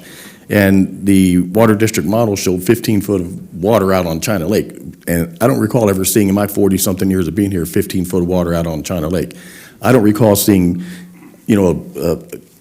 hundreds, if not thousands, acre foot of water leaking out of DWP's pipeline that's going back into our aquifer. Okay, all right. So anyway, So- we can have a So- dispute. thank you. But yes, I just found that very concerning to see that letter sent and would have liked to have known who authorized it, so. Thank you, Lindsay.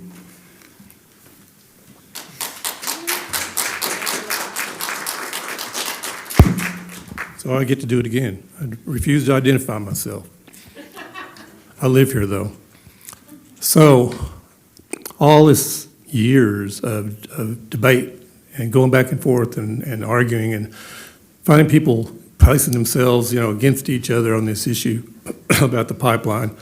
It's one really easy, simple way you could convince yourself that we don't really have a huge problem with sustainability.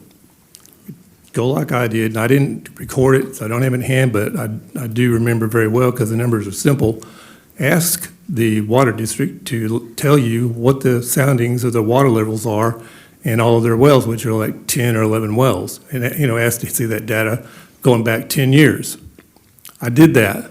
I looked at the average of, some went down, some actually went up, some didn't change. And basically, the average of the water level change in the aquifer, based on data from the Indian Wells Valley Water District, which has, 1,000-foot deep wells, was no change. Well, imagine that.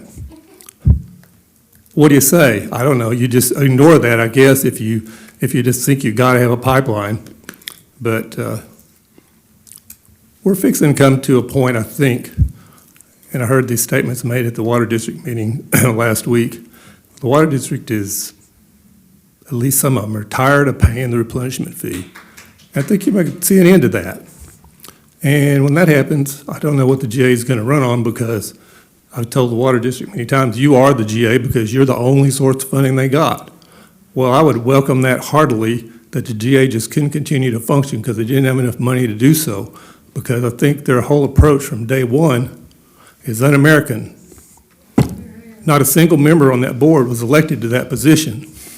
They signed a bunch of pieces of paper and appointed themselves to power. That's wrong. I don't care if California law allows it.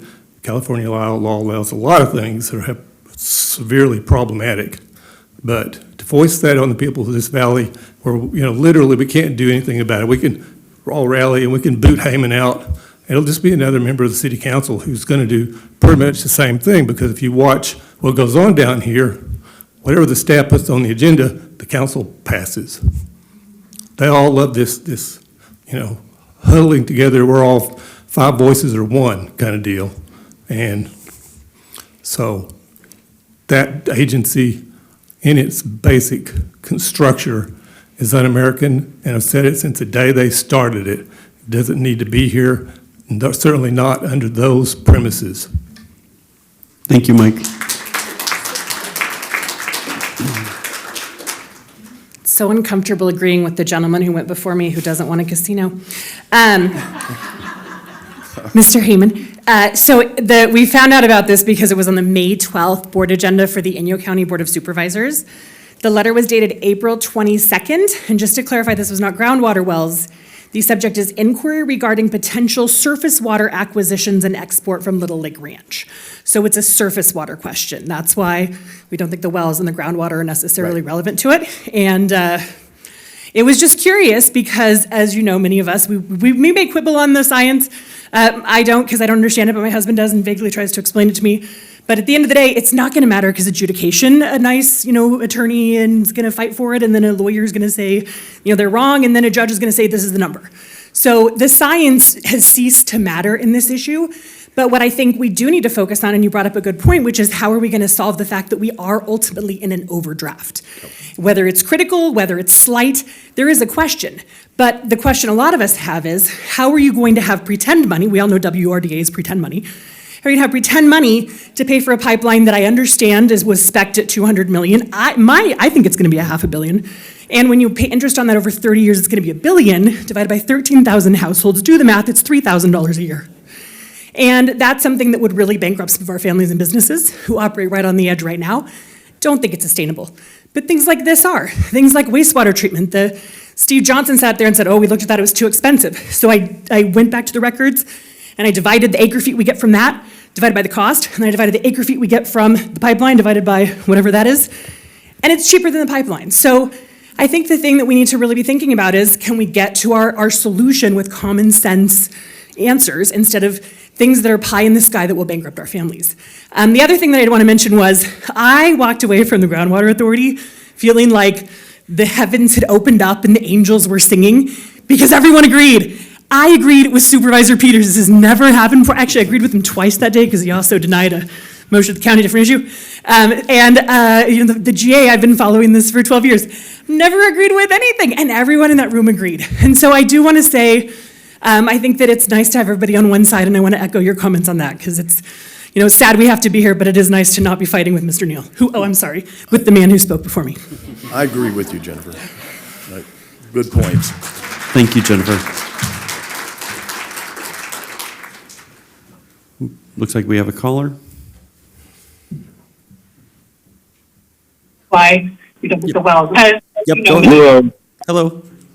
Hi, I wish gosh darn, I wish I was there. I just want to point out a couple data points and try to simplify this entire discussion. The GSP, as written, showed that the total extraction from the Indian Wells Valley, including the farming, when they created the GSP, they showed 38,000 acre feet. The actual extraction is 20,500 approximately. Would Councilman Heyman agree with that? And I'm going to agree to your exact numbers because I don't have the actual data in here. Let's suffice to say it's probably close. Okay, thank you. So we're down to 20,500 approximately acre feet of extraction per year.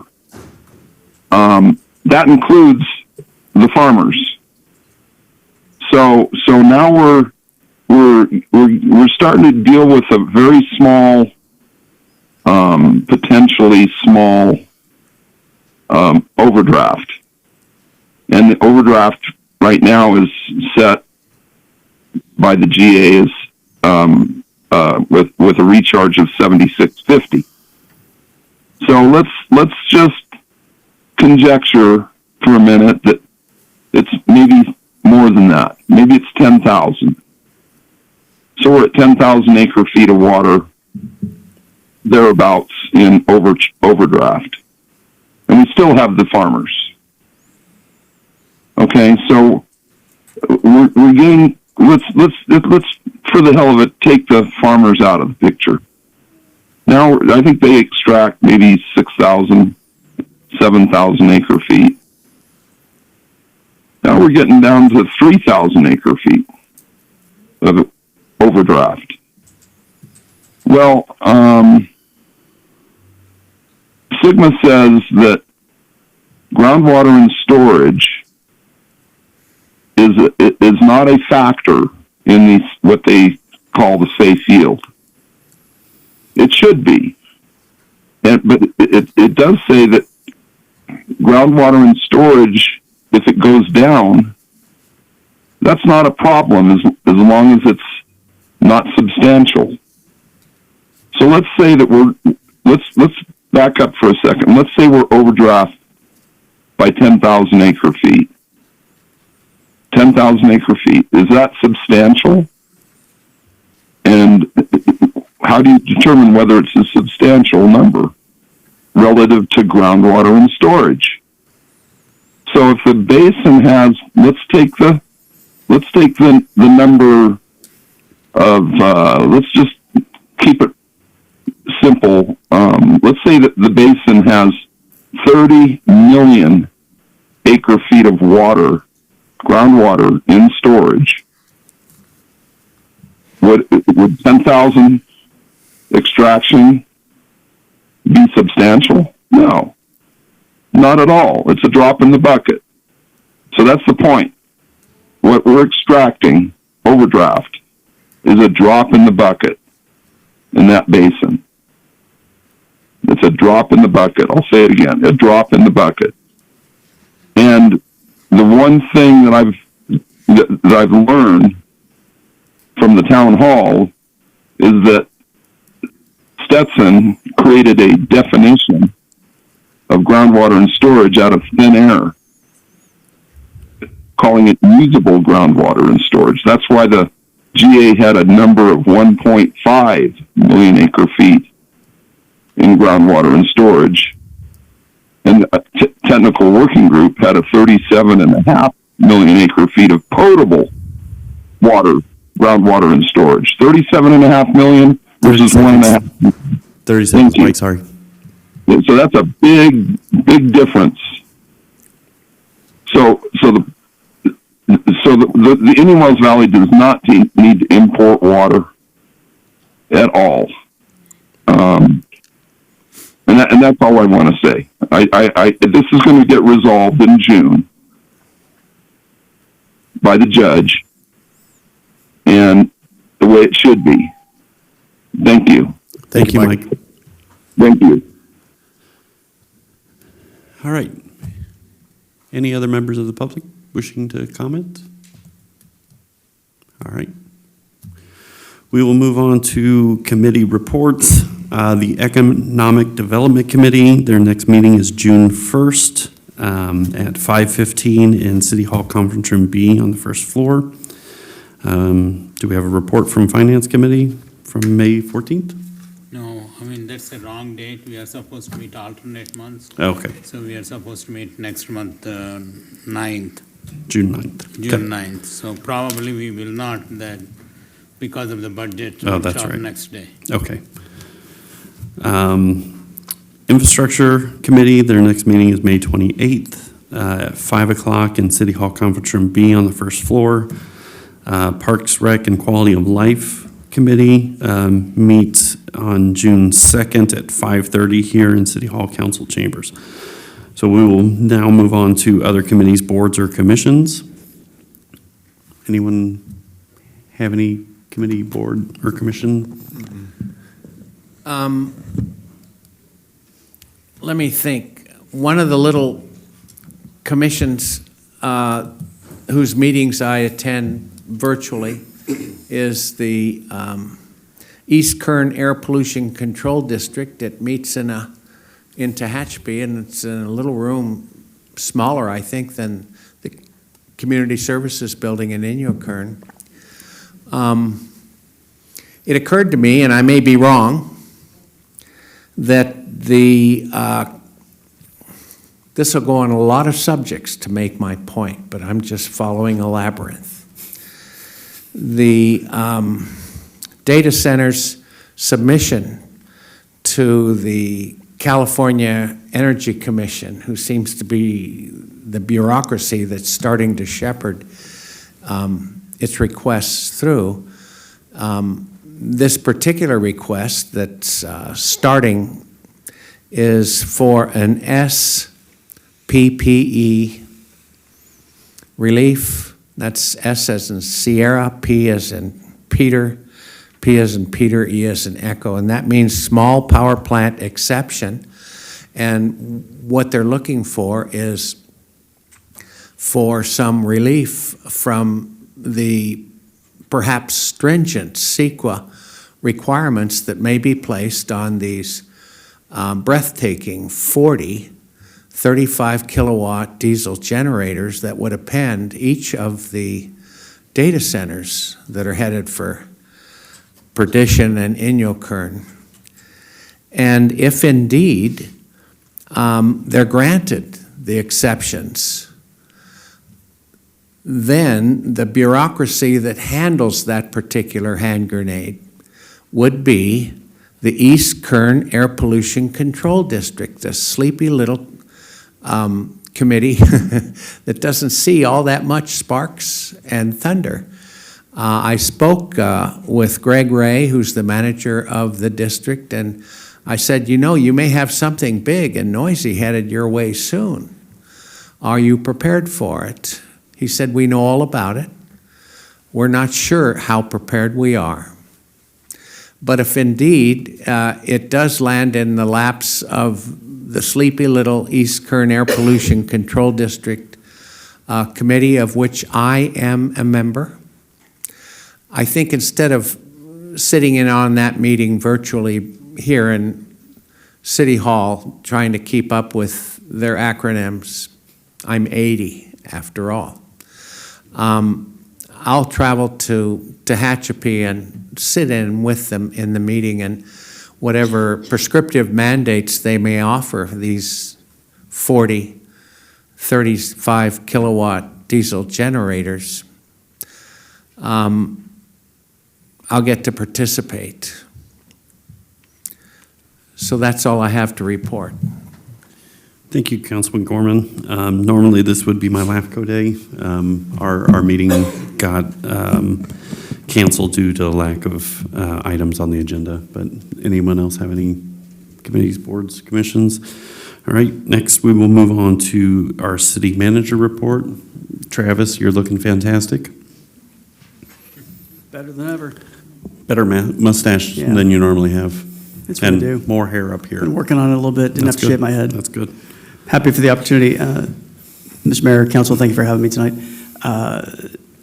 Travis Reed is out of town for work, so he asked me to sit in for him for the meeting. I do have a couple of things. Kevin, do you have the picture I sent? Cool. So on the screen, you will see the Rotary Peace Pole. Little history behind it. There are 250,000 peace poles around the country, around the world, in various countries, probably all of them. There are some in America, but with the leadership of the Ridgecrest Rotary Group, led by their president, Rika Charlon, she was able to commission this peace pole to be made and to be here in our city, which I think is great. On the peace pole, in 6 languages, it says, "May peace prevail on earth," which is really great. It's a great thing to have in our community. They put it up at the college, just outside the library, for everyone to go see and visit. I think they're going to develop into a seating area where people can go enjoy the peace pole. You'll see the construction is marginal. It looks a little bit rickety. Oh, wait a second. Skip built it. It's actually very well designed and built. He made it look like old copper, but for those criminals who are watching tonight, it's not copper. Please don't steal it. It's just steel made to look like copper. And it's amazing. There was a little ceremony to unveil it, minus the wind that always shows up when we want to do something outside. But I think it was a great project for the community, and I appreciate that Skip was commissioned to do it because it's built by somebody who is from our community as well, which makes it even cooler. So thank you, Skip. Thank you, Rika. Appreciate that.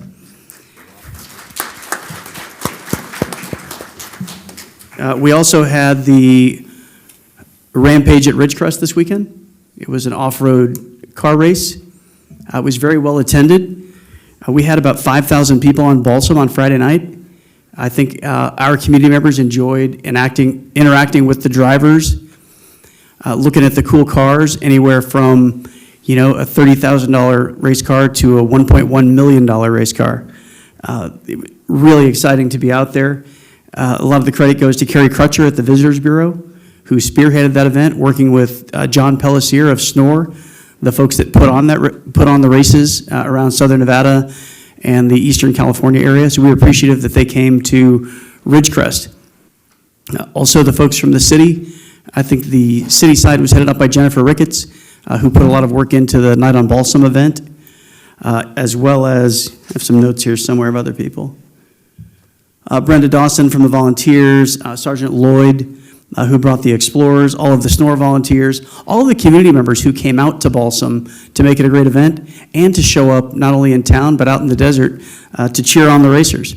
And for the racers themselves who came from all around the region. Utah, I think, was the furthest one I had heard of. They paid their entry fee and drove all the way here. One of the key things that is remarkable is we do these events to create economic development, right? Our city is sustained by tax revenue. And we had a 68% increase in hotel demand over the weekend, which is remarkable. So the folks that are working on economic development to help our city thrive are doing a good job. And I appreciate the effort that they put into this event. It will likely be an annual event. Mark your calendars for October of '27, right next to the Grand Prix and the fair. I think there's one other thing, but we're going to try to fit it in there. We don't know how we're going to do it, but we're going to try to bring them back and make it another fun event. Come out and enjoy it. It was really a good time. If anybody wants to know more details about it, let me know. One of our local drivers, Joe David, won his class, so that's awesome too. I gave an interview this morning about the race, and one of the things that I pointed out was we have another team in town, Tucker Racing, with Jim and Aaron Tucker. They weren't able to race this year, and my understanding is Joe David doesn't think they can beat him anyway. So I'm not trying to start trouble, but we'll have to see what happens next October. Now let's talk about things that are more exciting to the audience. Let's talk about Flock. I've always had an open door policy. Anybody who wants to come to the office and talk specifics, ask specific questions, you can do so. I recognize that I work for the community. We don't have to agree, but I'll provide some facts that maybe get lost in the translation with some of the presentations. One of the key things that I would like to point out about the Flock system that we use, our Flock system is not a video system, is not capable of capturing video. Flock may have video systems around the country, but ours simply takes a photograph. It takes a photograph of passing vehicles. That photograph rarely contains an image of a person. It's usually the rear of the vehicle and the passenger side because it's the orientation of the cameras. So when we talk about, watching people, we can see your cars if we're looking for them. If your car is involved in a crime, we'll look it up and we'll probably see it on a camera. There are 24 cameras in town. Can we track you all around town? Not really. We can see if you were here and what direction you were going. We haven't had any Flock issues here. And who said yet? Thank you for that, because I appreciate the comments from the public. It makes us do a better job of monitoring the system. So whoever said yet, you're absolutely right. Could something happen? Absolutely. We employ regular people just like you.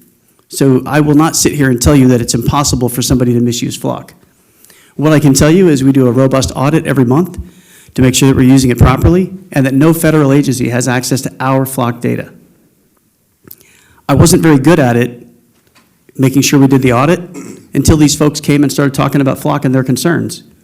I didn't really have those concerns, but I recognize the concerns of the community. I want to make sure that we as a police department are doing our part to conduct those audits. And I can tell you, if somebody misuses Flock, depending on the severity with which they do so, they'll be disciplined or terminated. We have to have public trust. I realize that everybody in the room doesn't trust the police department, but I think it's this one divisive issue, which is Flock. I can tell you that whoever said not in our town, I would disagree. The only example I'll provide tonight is a parental abduction where the parent that did the abducting sent a text to the other parent saying, I'm leaving with the kid and I'm going to kill it. I'm not going to identify their gender. Flock gave us a direction of where they were going, and we were able to find that person before they got out of the area.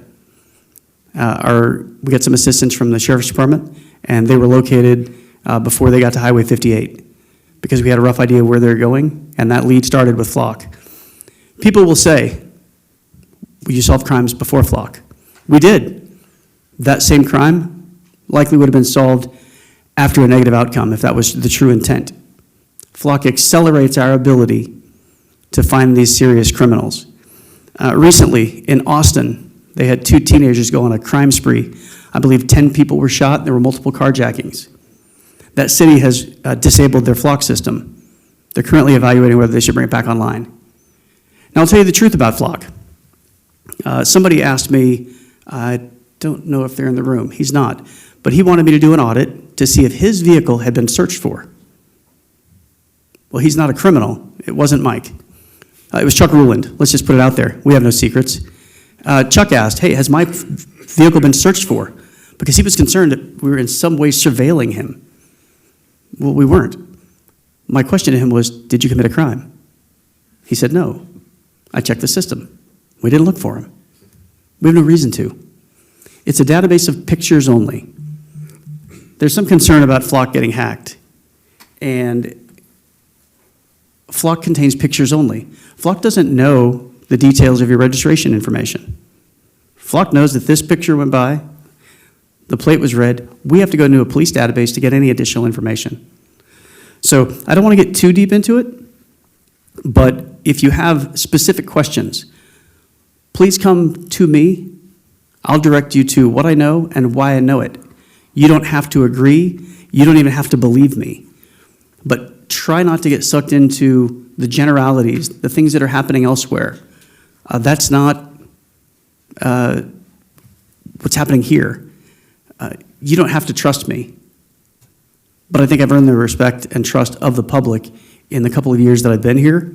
I will hold people accountable. I will continue to watch the system. We're not infallible, but who is? So enough about Flock. The one thing I'll associate with Flock is the statement tonight about Captain Maroney. There was an incident in 2019. We released that information on a public records request recently. And I will tell you that I fully support the work that Captain Maroney has done for this community for the last 26 years. He continues to work here today, and I'm grateful that he does, because he makes the police department better, which makes our community safer and better. Do I agree with the inappropriate work relationship he engaged in 2019? I do not. But what didn't get shared tonight, because not everything gets released, what we were able to release from the public records request is that there was a settlement. There was a settlement. It was $250,000, and we paid about $100,000 in attorney's fees. And that was the people's money. That was your money. And we didn't use it in a way that I think is great. But what I can tell you, because I actually am familiar with the investigation, is understand that it was a two-way street between two consenting adults. The problem was Captain Maroney had a position of authority, and he shouldn't have engaged in that activity. He's paid the consequences. He embarrassed his family, and he has moved on. He didn't get paid. He got suspended. He's moved on from that. That was in 2019. He still feels uncomfortable in public today. Even though he continues to serve this community, he feels uncomfortable because he made a terrible decision. It was embarrassing to him and embarrassing to his family. But to bring it up 7 years later, sure, it occurred. We're not hiding that. We have nothing to hide. But what I can tell you is he's a great asset to the police department, and I will support him completely. Do I agree with his decision to engage in that behavior? Absolutely not. But I'm sure everybody out there has made a mistake. Maybe not to that degree, but when you can find me perfect people to hire, I will go out and do that. But for today, I'm grateful that he's on our team. I thought I had one more thing. Did I have one more thing? I think that's it. I can be good. Okay. I think we probably don't want to be here till 9. I can always come up with more, though. Again, my office is always open. My phone number is readily available in the community. You can come and talk to me personally about any of these things. The police department has nothing to hide from the community. All right. Also want to highlight what a wonderful man standing up there in the red hat. All right. We will move on to future agenda items. Are there any items individuals want to add for future agendas?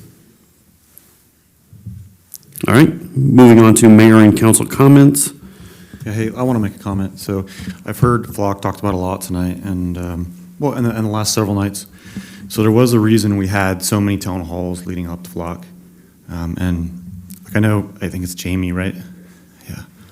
Sorry, I don't know you. I usually try to always talk to people. I have over the years of being up here, and I'm open to conversations just like I think everybody else is.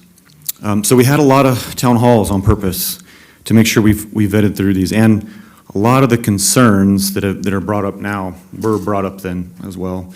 And I will even say, and I can't speak for everyone up here, but I can say that probably a lot of those same concerns were shared. And if it wasn't for getting together with the chief and going over the policy and making sure his policy is robust, I think that you would see that. So you see the same scrutiny, is what I'm saying. So I'm still going to continue to support Flock as long as we see the right things being done.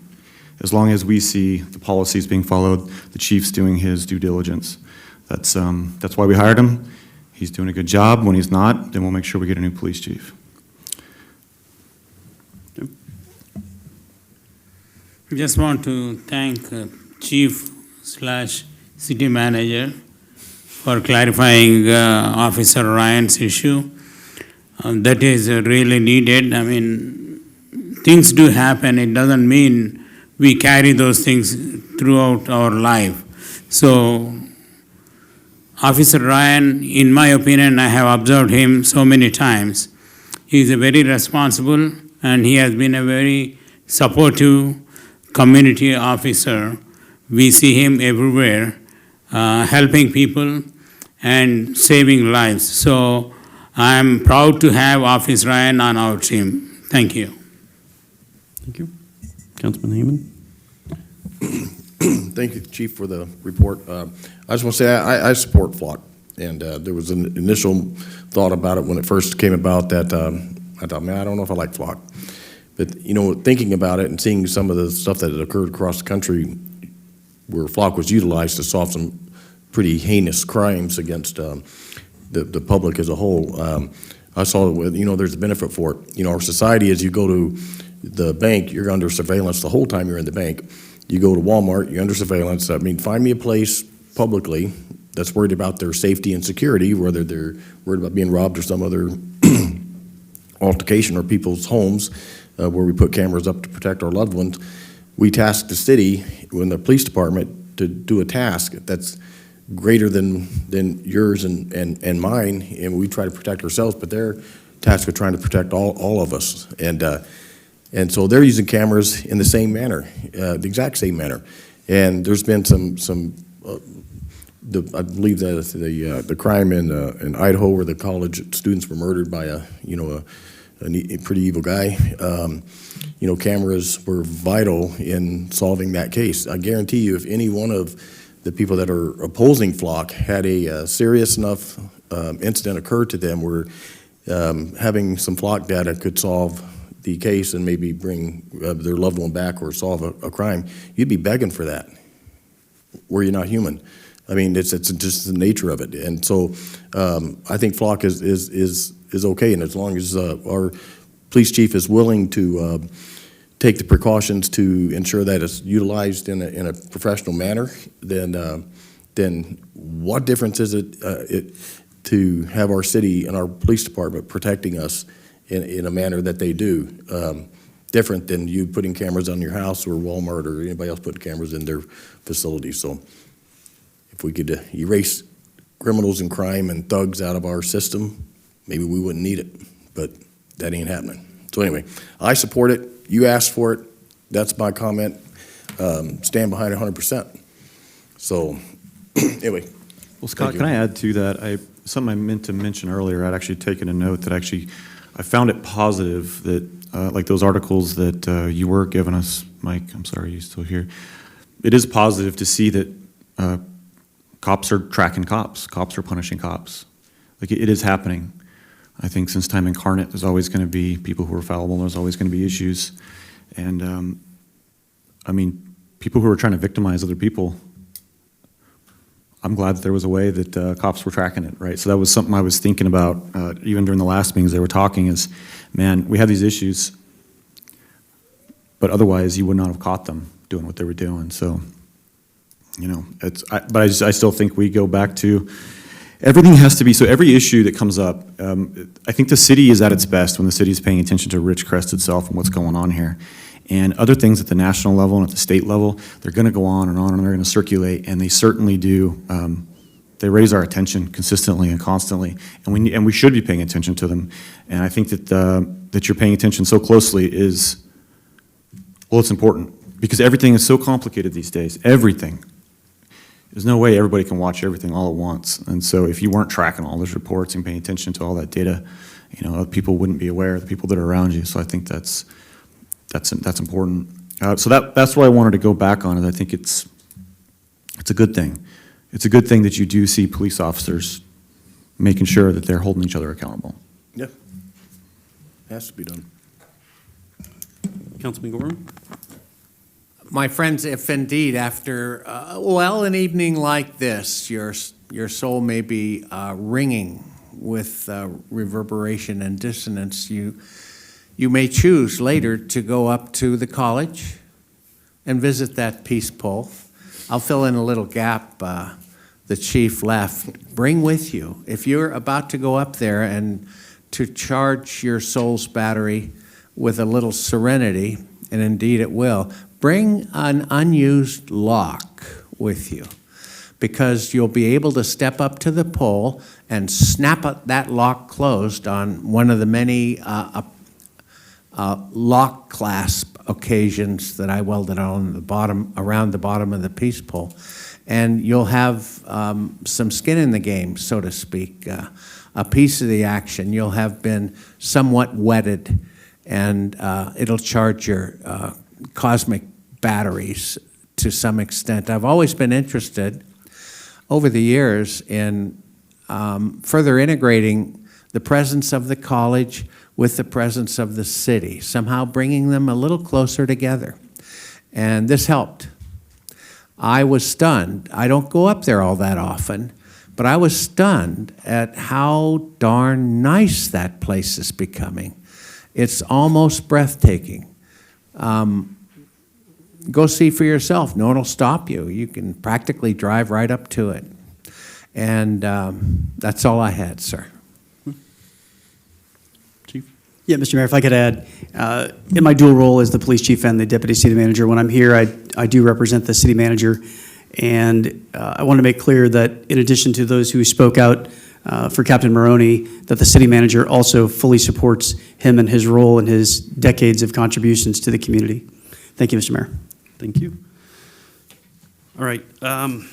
So, as I try and do every time, on this day in 1927, Lindbergh flew the Spirit of St. Louis.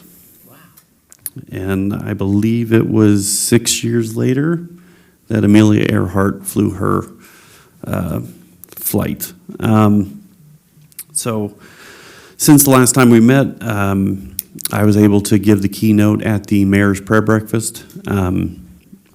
It was a wonderful morning. Councilman Rajaratnam gave a wonderful speech as well. The point of my message was one of my favorite quotes from Ted Lasso, if you've ever seen the show, where he quotes Walt Whitman. I don't know if it was actually Walt Whitman or not, but he stated, "Be curious, not judgmental." And that we as a people need to be a little bit more curious and less judgmental in how we approach anything, whether that's politics, whether that's interactions with coworkers. Be curious, not judgmental. We don't know what other people have going on, what might have led to the socialization of the ideas that they hold, which might be different than our own. But if you be curious and you ask questions, maybe we can start to bridge that rift that we have. The youth rec soccer season is still going on. I'm helping coach Division II. It's an absolute blast if you can get out there either Friday night or Saturday mornings to see all the little amoebas just running around after a ball as they try and learn how to actually play soccer and space out. I also coach the Division IV team. One of the things that I love, I also coach rec basketball. And the thing that I love about this rec league is that you get a variety of skills and abilities of athletes coming out, and whether that's their parents are pushing them and saying, hey, you have to play in the sport, or the kids really really wanting to do it. But seeing the growth of those young athletes throughout the season and seeing their ability to learn how to work as a team, how to communicate, how to get better athletically at the sport in which we're playing, it's just absolutely amazing. And so I feel privileged to be able to do that. I think the issue, this is what I'll end on, with Flock tends to I don't know, circle the civil liberties versus securities type of debate that's normally happens when it comes to invasions of civil liberties. I mean, you can think through any type of invasion of privacy, and it really comes down to, are you okay with the amount of invasion as compared to the perceived security in which that you're getting? And I can't tell you how to feel, but knowing that it's just a picture, it's not, trust me, I understand that Flock has the capability to record video. That's not what we as the city staff, the police department have wanted to buy. They've stuck with just taking a still image, and by that still image, I don't see a large invasion of our civil liberties. It's not much more than me going out on the street and finding someone's car and writing down their license plate. I can't do anything with that information other than I know that that's the license plate number. I have no database that I can go and look that up. I don't have the ability. As for the ethics and concerns over what Flock wants to do with that data, again, outside of having whatever the police database, I don't know the acronym. I deal with enough acronyms on my daily basis. I don't care. But I know that there's a police database that they can look up our data about us. Flock doesn't have access to that. And so a picture of, at least in our city, which is what we can control. Again, when I weigh that civil liberties versus security debate, to me, security matters more in that instance. So if you want to come up and you want to talk to me and you want to try and convince me that our civil liberties matter more than the security we're given, please do that. I'm open to that debate. I'm open to having that discussion. But again, thank you to everyone that's come up and talked. And we look forward to seeing you all at the June 3rd meeting, where we will have the data center on the agenda. So thank you all. Have a wonderful evening and have a wonderful Memorial Day weekend.